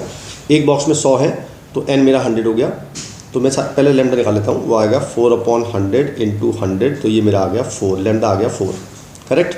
अब वो कह रहा है अगर 5 से कम हुए तो हमारा डिफेक्टिव, मतलब अगर 5 से ज़्यादा डिफेक्टिव आए तो हमारा बॉक्स फेल हो जाएगा, लेकिन वो कहता है फेल होना चाहिए गारंटी, मतलब 5 से ज़्यादा होनी चाहिए, नॉट मोर देन। अगर 5 या 5 से कम हुए डिफेक्टिव तो वो पास हो जाएगा, और 5 से ज़्यादा हुए तो वो फेल हो जाएगा। मुझे फेल कराना है, इट मीन्स मैं निकालूंगा P at R greater than 5, तो मैं क्या करूँगा, मैं 1 में से P0, P1, P2, P3, P4 इन सबको माइनस कर दूंगा, तो मेरा आंसर आ जाएगा। 5 भी माइनस करूँगा क्योंकि मुझे 5 नहीं चाहिए, है ना। अब ये काम आपको करना है, थोड़ा सा हिंट देता हूँ मैं। मेरे पास 4 है लैम्डा, तो ई की पावर -4 तो कॉमन ही आ जाएगा, वो साथ साथ कॉमन ले रहा हूँ मैं क्योंकि वो तो हर एक में आएगा, तो मैंने ई की पावर -4 तो कॉमन ले लिया, अंदर बचेगा 1 प्लस 4 की पावर 1 अपॉन 1 फैक्टोरियल प्लस 4 की पावर 2 अपॉन 2 फैक्टोरियल प्लस 4 की पावर 3 अपॉन 3 फैक्टोरियल प्लस 4 की पावर 4 अपॉन 4 फैक्टोरियल प्लस 4 की पावर 5 अपॉन 5 फैक्टोरियल। इसकी वैल्यू आपको देखनी पड़ेगी टेबल में, और बाकी सबकी वैल्यू पता है आपको, निकाल लेंगे, आंसर आ जाएगा। क्लियर, चलिए आगे चलते हैं। अगला है for the Poisson distribution 3p at x is equal to 2 is equal to p at x is equal to 4, और मुझे निकालनी है p3 की वैल्यू, और मुझे इसकी वैल्यू दे रखी है। चलिए तो पहले हम p at x इक्वल 2 का फॉर्मूला पुट कर देते हैं। वो होता है लैम्डा, लैम्डा पता नहीं मुझे कितना है, लैम्डा की power 2 upon 2 factorial into e की पावर माइनस लैम्डा, और ये दे रखा है लैम्डा की power 4 upon 4 factorial into e की पावर माइनस लैम्डा। ये तो मेरा कट गया, 2 लैम्डा कट गए, और मैंने 3/2 factorial is equal to lambda square upon 4 into 3 into 2 factorial, ये इससे काट दिया, तो मेरे लैम्डा स्क्वायर आ गया 9 इंटू 4 यानी कि 36, तो लैम्डा की वैल्यू मेरी आ गई 6, यानी कि मीन मेरा 6 आ गया। मुझसे पूछ क्या रहा है वो, P3 पूछ रहा है ना, P at x equal to 3 पूछ रहा है, डायरेक्ट फॉर्मूला लैम्डा यानी 6 की power 3 upon 3 factorial into e की पावर -6। इसकी वैल्यू मुझे ऑलरेडी गिवन है, ये रही, 6 की पावर 3 होता है 216, 3 फैक्टोरियल होता है 6 इंटू 0.00248, ये से कट गया 36 टाइम्स। बस इसको मल्टीप्लाई कर देते हैं तो मेरा आंसर आ जाएगा। मल्टीप्लाई करने के बाद मेरा आ रहा है 0.00248 और इंटू 36, ये मेरा आ रहा है 0.08928, ये मेरा आंसर आ गया। क्लियर है, बहुत बढ़िया। आगे चलते हैं। लिखा है it is known that 3% of the plastic bucket manufacturing factory are defective, यानी कि पी दे रखा है मुझे 3%। Using the Poisson distribution sample of 100 n दे रखा है मुझे 100, सेम क्वेश्चन हो गया तो पहले लैम्डा निकालेंगे n इंटू पी से, मेरा लैम्डा आ जाएगा 3। उसके बाद प्रोबेबिलिटी है जीरो डिफेक्टिव, यानी कि पी जीरो पूछ रहा है पहले मुझसे वो, तो जीरो सीधा से फॉर्मूला होता है लैम्डा की power 0 upon 0 factorial into e की पावर माइनस लैम्डा। तो लैम्डा मैंने रखा 3 की पावर 0 अपॉन 1 इंटू ई की पावर -3, इसकी वैल्यू 1 हो गई और इसकी मुझे दे रखी है, तो मेरा आंसर आ गया 0.049। वो कहता है eight most 1 bucket is defect, at most मतलब ज़्यादा से ज़्यादा 1 डिफेक्टिव हो, तो मुझे निकालना है P0 प्लस P1। अब P0 में निकाल चुका हूँ 0.049 और P1 निकालूंगा 3 की power 1 upon 1 factorial into e की पावर -3, 0.049 इंटू 3 इंटू 0.049, इसको सॉल्व कर लेंगे तो मेरा आंसर आ जाएगा। तो मैं 0.049 की मल्टीप्लाई 3 से करता हूँ और उसमें ऐड कर देता हूँ 0.049, तो मेरा आ जाएगा 0.196, ये मेरा आंसर आ गया। करेक्ट है, बहुत बढ़िया, आगे चलते हैं। चलिए जी, अब आते हैं हम नॉर्मल डिस्ट्रीब्यूशन पे। हमारा लास्ट टॉपिक है नॉर्मल डिस्ट्रीब्यूशन। कुछ समझ लेते हैं पहले normal, what is normal distribution.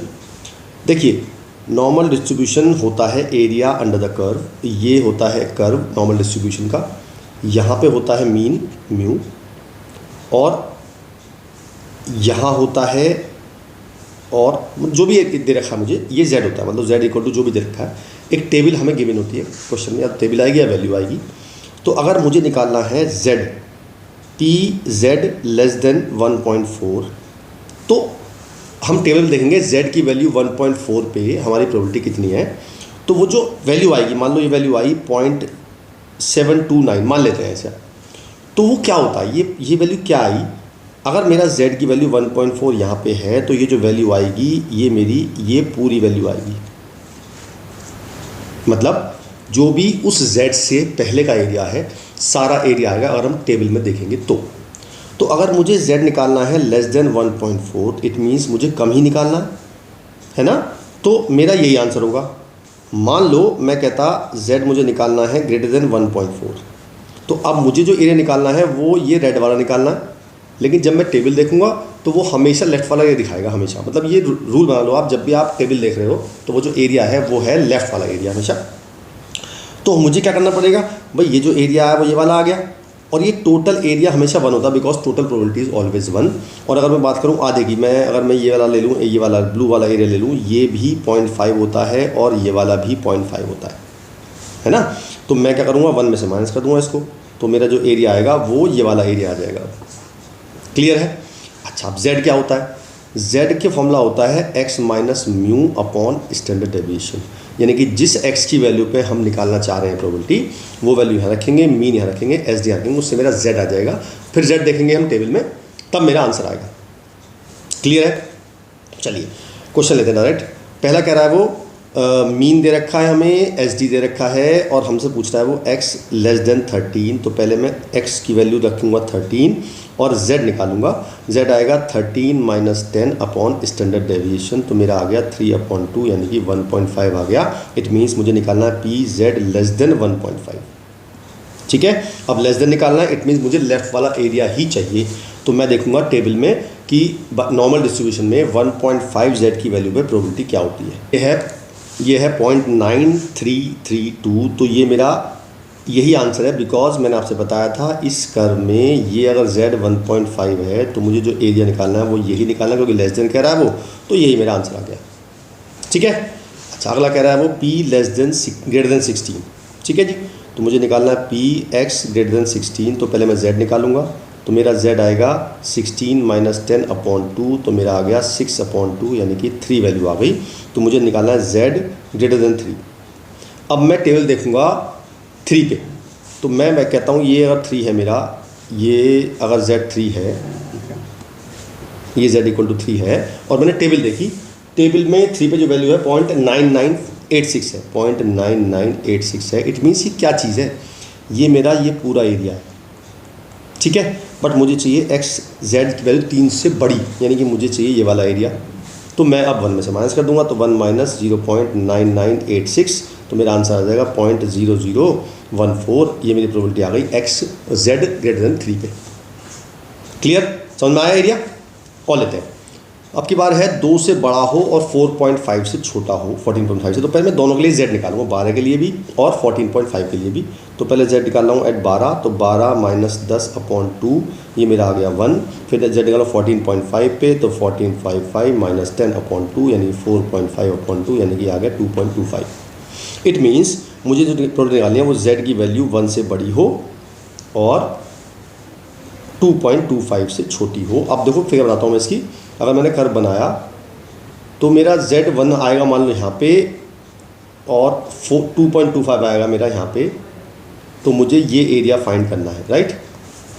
तो मैं क्या करूँगा, पहले टेबल पे देखूँगा मैं 2.25 वाला, वो क्या आएगा, वो मेरा ये वाला पूरा रेड वाला एरिया आ जाएगा 2.25 से। देख लो 2.25 पे क्या आ रहा है, 2.25 पे मेरा दे रखा है जी 0.9878। तो इस पर रखा 0.9878, ये तो मेरा पूरा रेड वाला एरिया आ गया। अब मैं देखूँगा 1 पे कितना आ रहा है, 1 पे आ रहा है 0.8413, है ना। ये कौन सा एरिया आया, ये मेरा ये वाला एरिया है, ब्लू वाला। अब सोचो मुझे क्या चाहिए, मुझे ये वाला एरिया चाहिए। तो मैं इस एरिया में से ये एरिया माइनस कर दूंगा, तो मेरी ये प्रोबेबिलिटी आ जाएगी। तो मेरी प्रोबेबिलिटी आ गई 0.9878 माइनस 0.8413। इसको सॉल्व कर लेंगे, माइनस कर देते हैं इसको। तो इसको माइनस करके आ रहा है 0.9878 माइनस 0.8413। तो ये मेरा आ रहा है 0.1465। समझ आया। चलिए और लेते हैं, और क्या है। अब ये तो आप निकाल लोगे, अब बहुत सिंपल है, ये भी निकाल लोगे। चलो एक ये निकाल लेते हैं, या पहले ये निकाल लेते हैं। हमें निकालना है x ग्रेटर देन 8। तो पहले मैं z निकालूंगा 8 पे, तो मेरा आएगा 8 माइनस 10/2, तो -1 आ गया। इट मीन्स जो मेरा -1 आएगी z की वैल्यू, वो लेफ्ट हैंड साइड पे होगी, यानी यहाँ पे होगी z इक्वल टू -1। और मुझसे पूछ रहा है वो p at z greater than 8, यानी ग्रेटर देन -1। तो मुझसे क्या पूछ रहा है वो, जहाँ z की वैल्यू -1 है उससे बड़ा चाहिए मुझे। इट मीन्स मुझसे पूछ रहा है वो ये रेड वाला एरिया। अब जब मैं निकालूंगा तो मेरा z -1 देखूंगा टेबल में, मेरा -1 टेबल पे जो आ रहा है -1 आ रहा है मेरा -1, ये आ रहा है 0.1587। ये कौन सा एरिया आया, ये मेरा आया, अगर बताऊँ आपसे तो मैंने कहा था लेफ्ट वाला लेते हैं हमेशा, ये ब्लैक वाला एरिया आया और मुझे निकाला रेड वाला। तो ये 1 में से माइनस कर दूंगा तो मेरा आंसर आ जाएगा। तो मैं से माइनस करूँगा तो मेरा आंसर आ जाएगा 1 माइनस 0.1587। तो मेरा आ गया 0.8413। ठीक है। अच्छा, जब मैं निकालूंगा ये वाला तो z निकालूंगा नेगेटिव आएगा, और मुझे लेस देन चाहिए, तो वो जो आंसर होगा टेबल में वही मेरा आंसर होगा डायरेक्ट। समझ में आ गई बात, ये एरिया वाली बात समझ में आ गई ना। चलिए अगला क्वेश्चन देते हैं। लिखा है the marks obtain in certain examination for normal distribution. ठीक है जी, मीन दे रखा है यानी म्यू दे रखा है 30 एंड एस डी दे रखा है मुझे 10। If 1000 student appear in the examination, calculate the number of students scoring less than 33 marks. ठीक है, तो मेरा x है 33, यानी कि x लेस देन 33 है। तो पहले z निकालो 33 पे, तो 33 माइनस 30/10, तो मेरा आ गया 3/10, यानी कि 0.3 आ गया मेरा x, z की वैल्यू आ गई। अब निकालना मुझे p z लेस देन 0.3। अब लेस देन है तो मुझे लेफ्ट वाला एरिया चाहिए, है ना। तो सीधा से आंसर होगा मेरा, तो 0.3 देखूंगा मैं जब टेबल में, तो मेरा 0.3 दिया हुआ 0.6179। ये मेरी प्रोबेबिलिटी आ गई एट z लेस देन 0.3। और 1000 स्टूडेंट्स हैं तो नंबर ऑफ़ स्टूडेंट्स आ जाएंगे 1000 की मल्टीप्लाई कर देंगे प्रोबेबिलिटी में, तो मेरा आ जाएगा 617.8 स्टूडेंट्स आ जाएंगे और 9, यानी हम 618 मान लेंगे अप्रॉक्सीमेटली। ये मेरा आंसर होगा। अब कह रहा है मोर देन 50 मार्क्स, यानी कि मुझे निकालना है p x ग्रेटर देन 50। तो पहले z निकालूंगा, z आएगा 50 माइनस 30/10, ये आ गया 20/10, मेरा 2 आ गया। मुझे p चाहिए z ग्रेटर देन 2 पे। अब मुझे जो एरिया चाहिए वो ग्रेटर देन 2 वाला चाहिए ना, यानी कि मुझे चाहिए, अगर 2 मेरा यहाँ पे आया है तो मुझे ये वाला एरिया चाहिए। लेकिन जब मैं टेबल देखूंगा मेरे 2 पे टेबल दिया हुआ है, 2 पे दिया हुआ है 0.9772। तो ये किसकी वैल्यू आई, ये मेरी इस एरिया की वैल्यू आई, रेड वाले की, पर मुझे ब्लैक चाहिए। तो मैं 1 में से माइनस करूँगा 0.79772। इसको सॉल्व कर लेंगे माइनस करके, तो मेरा आंसर आ जाएगा 1 माइनस 0.9772। तो ये आ गया 0.0228। और 1000 स्टूडेंट्स हैं तो नंबर ऑफ़ स्टूडेंट्स आ जाएंगे 1000 इंटू 0.0228 मेरा आ जाएगा 22.8 यानी कि 23 स्टूडेंट्स आ जाएंगे। क्लियर हुई? बहुत बढ़िया, आगे चलते हैं। बिटवीन 30 एंड 45 यानी मुझे निकालना है P x greater than 30 and 45, तो दोनों पर जेड निकालना पड़ेगा मुझे पहले। तो पहला जेड आएगा 30 पे आएगा 30 माइनस, और मीन भी 30 दिया हुआ है ना, तो 0 आ जाएगा। और जेड 45 पे आएगा 45 माइनस 30/10 यानी कि 1.5। तो मुझे निकालना है P Z greater than 0 and less than 1.5, right. तो अब मैंने बनाई ग्राफ, तो मुझे 0 तो यहाँ होता है मेरा z, 1.5 यहाँ होगा, तो मतलब मुझे चाहिए ये वाली वैल्यू, ठीक है। तो मैं देखूंगा 1.5 पे, पहले टेबल में 1.5 दिया हुआ है 0.9332, तो पी z इक्वल टू 1.5 पे दिया हुआ है 0.9332। ये किसकी वैल्यू है? ये पूरा एरिया है, और मुझे चाहिए केवल ये वाला एरिया, और मुझे पता है ये वाला जो एरिया था 0.5 होता है क्योंकि आधा है, तो अब की बार 0.5 में से माइनस कर दूंगा। 0.5 माइनस 0.933 तो पूरा दिया हुआ ना ये वाला एरिया, इसमें से 0.5 माइनस कर दूंगा, तो 0.9332 माइनस 0.5, तो मेरा आंसर आ जाएगा 0.4332। ये मेरा आंसर है। क्लियर? बात बढ़िया हुई, नॉर्मल आसान होती है, बस जेड निकालना है। आगे चलते हैं। In district exam score 30 students of class are recorded and of session. Ramesh score 800 marks out of इतने। The average score of the batch was, तो मीन दे रखा है मुझे 700 और एसडी दे रखा है मुझे 180। Find how has Ramesh scored compare his batchmate in the whole district. तो मुझे कंपेयर करना है कि वो जो हमारा मार्क्स हैं वो कितने मार्क्स हैं, मतलब कितने बच्चों से ऊपर है वो, है ना। मीन दिया हुआ 700, तो हम प्रोबेबिलिटी निकालेंगे। पहले हमें निकालनी है P at X is equal to 800 पे, 800 मार्क्स आए हैं उसके, तो जेड निकालते हैं पहले। तो 800 माइनस 700/180, तो 100/180, तो मेरा आ गया 10/18। अब 10/18 कितना होता है? 10 डिवाइड बाई 18, तो ये मेरा आ गया 0.55। तो P at Z equal to 0.55 है ना, ये निकालना है मुझे। अगर तो ये 0.555 आया था, तो अप्रॉक्सीमेटली 0.56 ले लेंगे, तो हमें निकालेंगे जब प्रोबेबिलिटी 0.56 की। तो टेबल लेता हूँ मैं। 0.56 पे जो नॉर्मल डिस्ट्रीब्यूशन है वो है 0.56 पे है 0.7123। इसका मतलब ये हुआ कि यहाँ पे हमारा z आया 0.56, तो हमारे पास जो से छोटे हैं, मतलब ये जो हैं ये सारे बच्चे, ये इसकी प्रोबेबिलिटी है 0.7123। अब बच्चे टोटल हैं कितने? 300। तो जब मैं 300 की इससे मल्टीप्लाई करूँगा तो ये मेरे कितने आ जाएंगे? ये मेरे आ जाएंगे 214। इसका मतलब ये हुआ रमेश के जो मार्क्स आए वो 214 बच्चों से ज़्यादा आए हैं। ये पूछना चाह रहा है कि मतलब रमेश कहाँ कितना कंपेयर करा बाकी बच्चों में, तो रमेश के बच्चे उसके बच्चे जो आए हैं मार्क्स वो 214 आए हैं बच्चों से, 214 बच्चों से ज़्यादा आए हैं, राइट।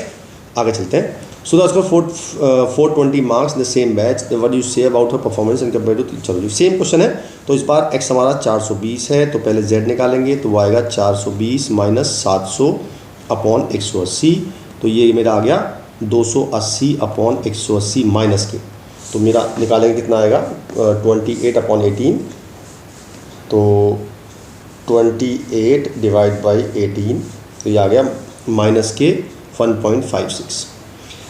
अब प्रोबेबिलिटी निकालेंगे at z less than minus 1.56, तो मैंने माइनस 1.56 पे टेबल देखी, तो माइनस में जो टेबल है वो 1.56 है। 1.56 ये है हमारे पास 0.0594। अब दो बच्चे कितने हैं? बच्चे हैं 300, तो मैं 300 को मल्टीप्लाई कर दिया 0.0594 से, तो बच्चे आ गए 17.82, यानी कि 18 बच्चे आ गए। इसका मतलब ये हुआ कि जो सुधा ने स्कोर किए हैं मार्क्स वो 18, मतलब सुधा की रैंक लगभग 19 रैंक है, आप समझो, ऐसा कह रहा है वो। तो ये पूछा है हमसे what can you say about the performance as compare to, तो इसका मतलब उसने मार्क्स कम स्कोर किए हैं, केवल 18 बच्चे ऐसे हैं जिनके मार्क्स सुधा से कम है। How much has Abhay scored if he done better than इतने, यानी कि हमें प्रोबेबिलिटी दे रखी है 44.83, यानी कि उसके जो अभय के मार्क्स हैं वो इनसे ज़्यादा है, मतलब प्रोबेबिलिटी दे रखी है। तो अगर प्रोबेबिलिटी बात करूँ, प्रोबेबिलिटी दे रखी है 0.4483, ये प्रोबेबिलिटी दे रखी है। तो हम देखेंगे 0.4483 प्रोबेबिलिटी कब होती है। टेबल देखिए आप, टेबल देखिए, हाँ गिवन है 0.4483 किस पे है, 0.5 से ज़्यादा होगा, वैसी बात है। तो 0.4483 हमारा आ रहा है, ये आ रहा है -0.1.3 पे। तो मेरी z की वैल्यू आ रही है -1.3। अब z कैसे निकाला होगा, x मैंने मान लिया उसके मार्क्स माइनस मीन कितना है 700 upon standard deviation should be equal to -1.3। इससे हम x निकाल लेंगे। तो मेरा x आ जाएगा 1.3 इंटू 180 या 234 माइनस के, तो x minus 700 is equal to minus के 234, इसे 700 में से माइनस कर देंगे तो मेरा आ जाएगा 466। इसका मतलब उसके मार्क्स आए 466। बात समझ आई? ठीक है। तो हमने मिस्टेक कर दी छोटी सी, ये z ना जब टेबल देखोगे आप तो 0.1 का 3 पे है, तो हम इसे 0.13 लेंगे ना कि 1.3। तो ये होगा माइनस के 0.13, तो 0.13 होगा, तो ये आएगा 34.5। तो मेरी जो x की वैल्यू आ जाएगी वो आएगी 700 माइनस 23.4, ये आ जाएगा मेरा लगभग 677। तो इसके इतने मार्क्स आए। बात समझ आती? बहुत बढ़िया, आगे चलते हैं। लिखा है in normal distribution 30% of article are under 45। इसका मतलब ये हुआ कि अगर हमारा जो x है वो अंडर 45 यानी कि लेस देन 45 है, तो उसकी जो प्रोबेबिलिटी है वो हमारी है 31% यानी कि 0.31। ये बात क्लियर होती है? चलिए जी। और लिखा है 8% आर ओवर 64, यानी कि जब x की वैल्यू ग्रेटर देन 64 होगी, ऐसी जो प्रोबेबिलिटी है वो है 0.08। क्लियर? चलिए जी। तो दोनों पहले z निकाल लेते हैं। हमारा z होता है x minus mu upon S D. तो मेरा जो इसका z आ गया, x अगर मैं 45 लेता हूँ तो मेरा z आ जाएगा 45 minus mu upon S D. It means when p z यानी कि 45 minus mu upon S D greater than 45, अभी z निकाला है मैंने, मतलब z हमारा इतना, और इसकी जो प्रोबेबिलिटी है ये है 0.31। मैंने उल्टा लिख दिया, मतलब कि जब हमारा z है वो हमारा greater than 45 minus mu upon S D होगा, इसकी प्रोबेबिलिटी 0.31 है।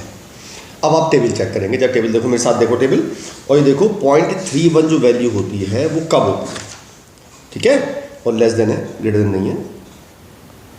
अब आप देखो कि कब नॉर्मल डिस्ट्रीब्यूशन टेबल देखो, खोलो मेरे साथ खोलो, और नॉर्मल डिस्ट्रीब्यूशन देखो 0.31 कहाँ लिखा है जो वैल्यू है। तो जब आप देखोगे तो नॉर्मल डिस्ट्रीब्यूशन में 0.31 जो लिखा है, मैं दिखाता हूँ आपको, देखो पहले पेज पे आइए, और पहले पेज पे लिखा है 0.31, अप्रॉक्सीमेटली लिखा है 0.5 पे, -0.5 पे। इट मीन्स ये जो इसकी z की वैल्यू हो गई ये -0.5 हो गई, मतलब मेरी पहली इक्वेशन बन गई x 45 minus mu upon S D is equal to minus के 0.5। ठीक है, अच्छा जी। अब आते हैं इस पे, इसमें कह रहा है वो x जब मतलब हमारा z, इसमें z निकाल देते हैं, z आएगा 64 minus mu upon S D. तो जब मेरा p z की वैल्यू इससे बड़ी होगी 64 minus mu upon S D, वो हमें 0.08 दे रखी है। लेकिन मैंने आपको पहले बताया था कि जब भी हम वैल्यू देखते हैं तो वो हमेशा लेफ़्ट वाली वैल्यू आती है, यानी कि मैं कहूँगा अगर ये निकालनी है मुझे ग्रेटर देन ये निकालनी है तो ये वैल्यू ये वाली होगी, यानी कि ये मैंने रखी है 0.08। लेकिन जब भी टेबल देखते हैं तो वो हमेशा लेफ्ट वाला दिखाता है।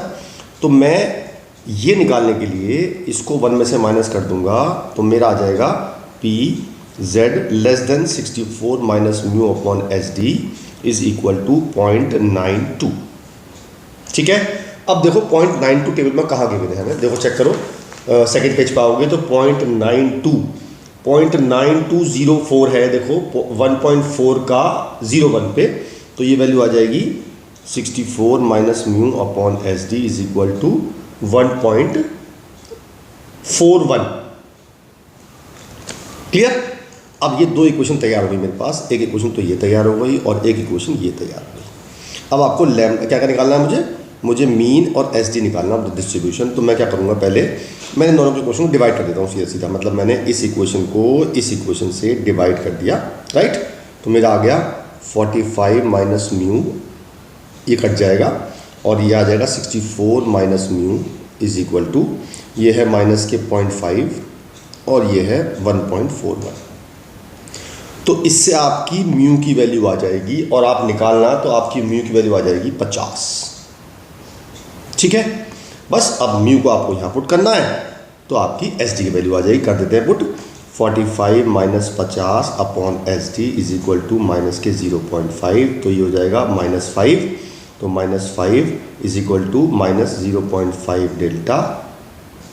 तो मेरी माइनस से माइनस कट गया, डेल्टा की वैल्यू आ गई 5 अपॉन 0.5 यानी कि 10 वैल्यू आ गई। तो मीन आ गया मेरा 50 और एस डी आ गया मेरा 10। ठीक है, अच्छा क्वेश्चन है, ऐसे क्वेश्चन आ जाते हैं। आगे चलते हैं। The monthly salary of worker in certain factory normal, चलो मंथली सैलरी नॉर्मल डिस्ट्रीब्यूशन हो गई। द मीन सैलरी जितने, तो म्यू दे रखा है मुझे 4000 एंड एस डी दे रखा है, यानी कि एस डी दे रखा है मुझे 450।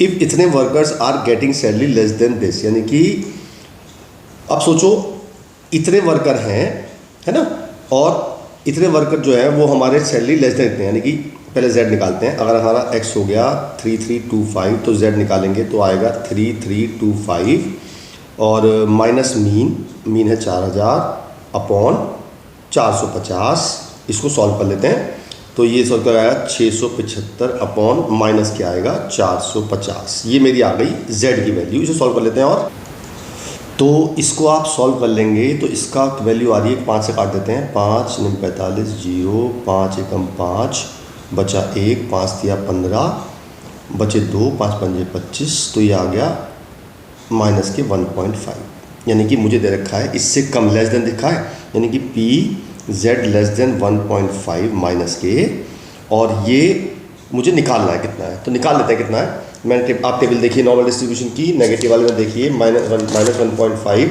ये आ रहा है हमारा 0.0668 0.0668, राइट। ये मेरी प्रोबेबिलिटी आ गई इसकी। लेकिन वो कह रहा है कि इतने वर्कर्स हैं, इसका मतलब ये हुआ कि जब मैं प्रोबेबिलिटी को नंबर ऑफ वर्कर से मल्टीप्लाई करूंगा तो मेरा 668 आना चाहिए। तो मेरे वर्कर कितने आ गए, तो मेरे नंबर वर्कर आ गए 668 अपॉन 0.0668। तो मैंने ये हटा के 4 जीरो बढ़ा दी और ये कट गया, तो मेरे नंबर ऑफ वर्कर आ गए 10,000। क्लियर हुई बात, बहुत बढ़िया। चलिए आगे चलते हैं। चलिए जी, प्रोबेबिलिटी का आखिरी क्वेश्चन लेते हैं। If it is known by past experience the number of telephone calls made daily in a certain community between 3 PM to 4 PM has mean इतने, यानी कि म्यू हमें दे रखा है 352 और एस डी दे रखा है मुझे 31। What percentage of the time will there be more than इतने telephone calls made in community, मतलब हमें निकालना है 400 से ज़्यादा कॉल होनी चाहिए, यानी कि मेरा जो x है वो 400 है, मुझे निकालनी है probability when x is greater then 400। बड़ा आसान सा क्वेश्चन है, बिल्कुल सिंपल क्वेश्चन है। तो पहले z निकाल लेते हैं। z आता है x minus mu upon S D, यानी कि 400 माइनस म्यू कितना है 352 अपॉन 31। इसको हम सॉल्व कर लेते हैं, कितना आता है। ये मेरा सॉल्व करके आ गया 1.55। इट मीन्स मुझे जो मुझे p निकालना है वो निकालना है z ग्रेटर देन 1.55। ठीक है जी। तो पहले आप 1.55 पे टेबल देखिए, टेबल चलिए प्लस के 1.5 पाइए नॉर्मल डिस्ट्रीब्यूशन में, प्लस के 1.5 पे 0 1 2 3 4 5.155 दे रखा है 0.9394। तो हमें p जो दे रखा है 1.55 पे वो दे रखा है 0.9394। अब ये क्या आया, मैंने बताया था आपको ये हमेशा लेफ्ट वाला लेते हैं, यानी अगर मैं p 1.55 निकाल रहा हूँ, अगर मैं 1.55 को यहाँ ले लूँ तो मेरा जो ये जो प्रोबेबिलिटी आई है ये मेरी इसकी प्रोबेबिलिटी आई है पूरी, राइट। बट मुझे निकालना है z इज़ ग्रेटर देन 1.55, तो मुझे मीन्स ये निकालनी है ना, और टोटल प्रोबेबिलिटी 1 होती है। तो मेरी जो p आएगी z ग्रेटर देन 1.55 पे ये आ जाएगी 1 माइनस ऑफ p 1.55, राइट। तो 1 माइनस 0.9394, तो मेरी वैल्यू आ जाएगी 0.0606। ये मेरी प्रोबेबिलिटी आ गई। परसेंटेज पूछ रहा है हमसे वो, है ना। तो परसेंटेज निकालने के क्या करेंगे हम, प्रोबेबिलिटी को 100 से मल्टीप्लाई कर देंगे तो मेरा आ जाएगा 6.06%। ये मेरा आंसर आ गया, राइट। तो ये थे प्रोबेबिलिटी। अगर आपने पहले प्रोबेबिलिटी नहीं की हुई है तो एक बार सारे एग्जाम्पल्स जरूर कर लेना, और अगर कर रखी है तो दैट इज़ इनफ। ऑलराइट, चलिए फिर मिलता हूँ किसी और चैप्टर के साथ, तब तक के लिए बाय बाय।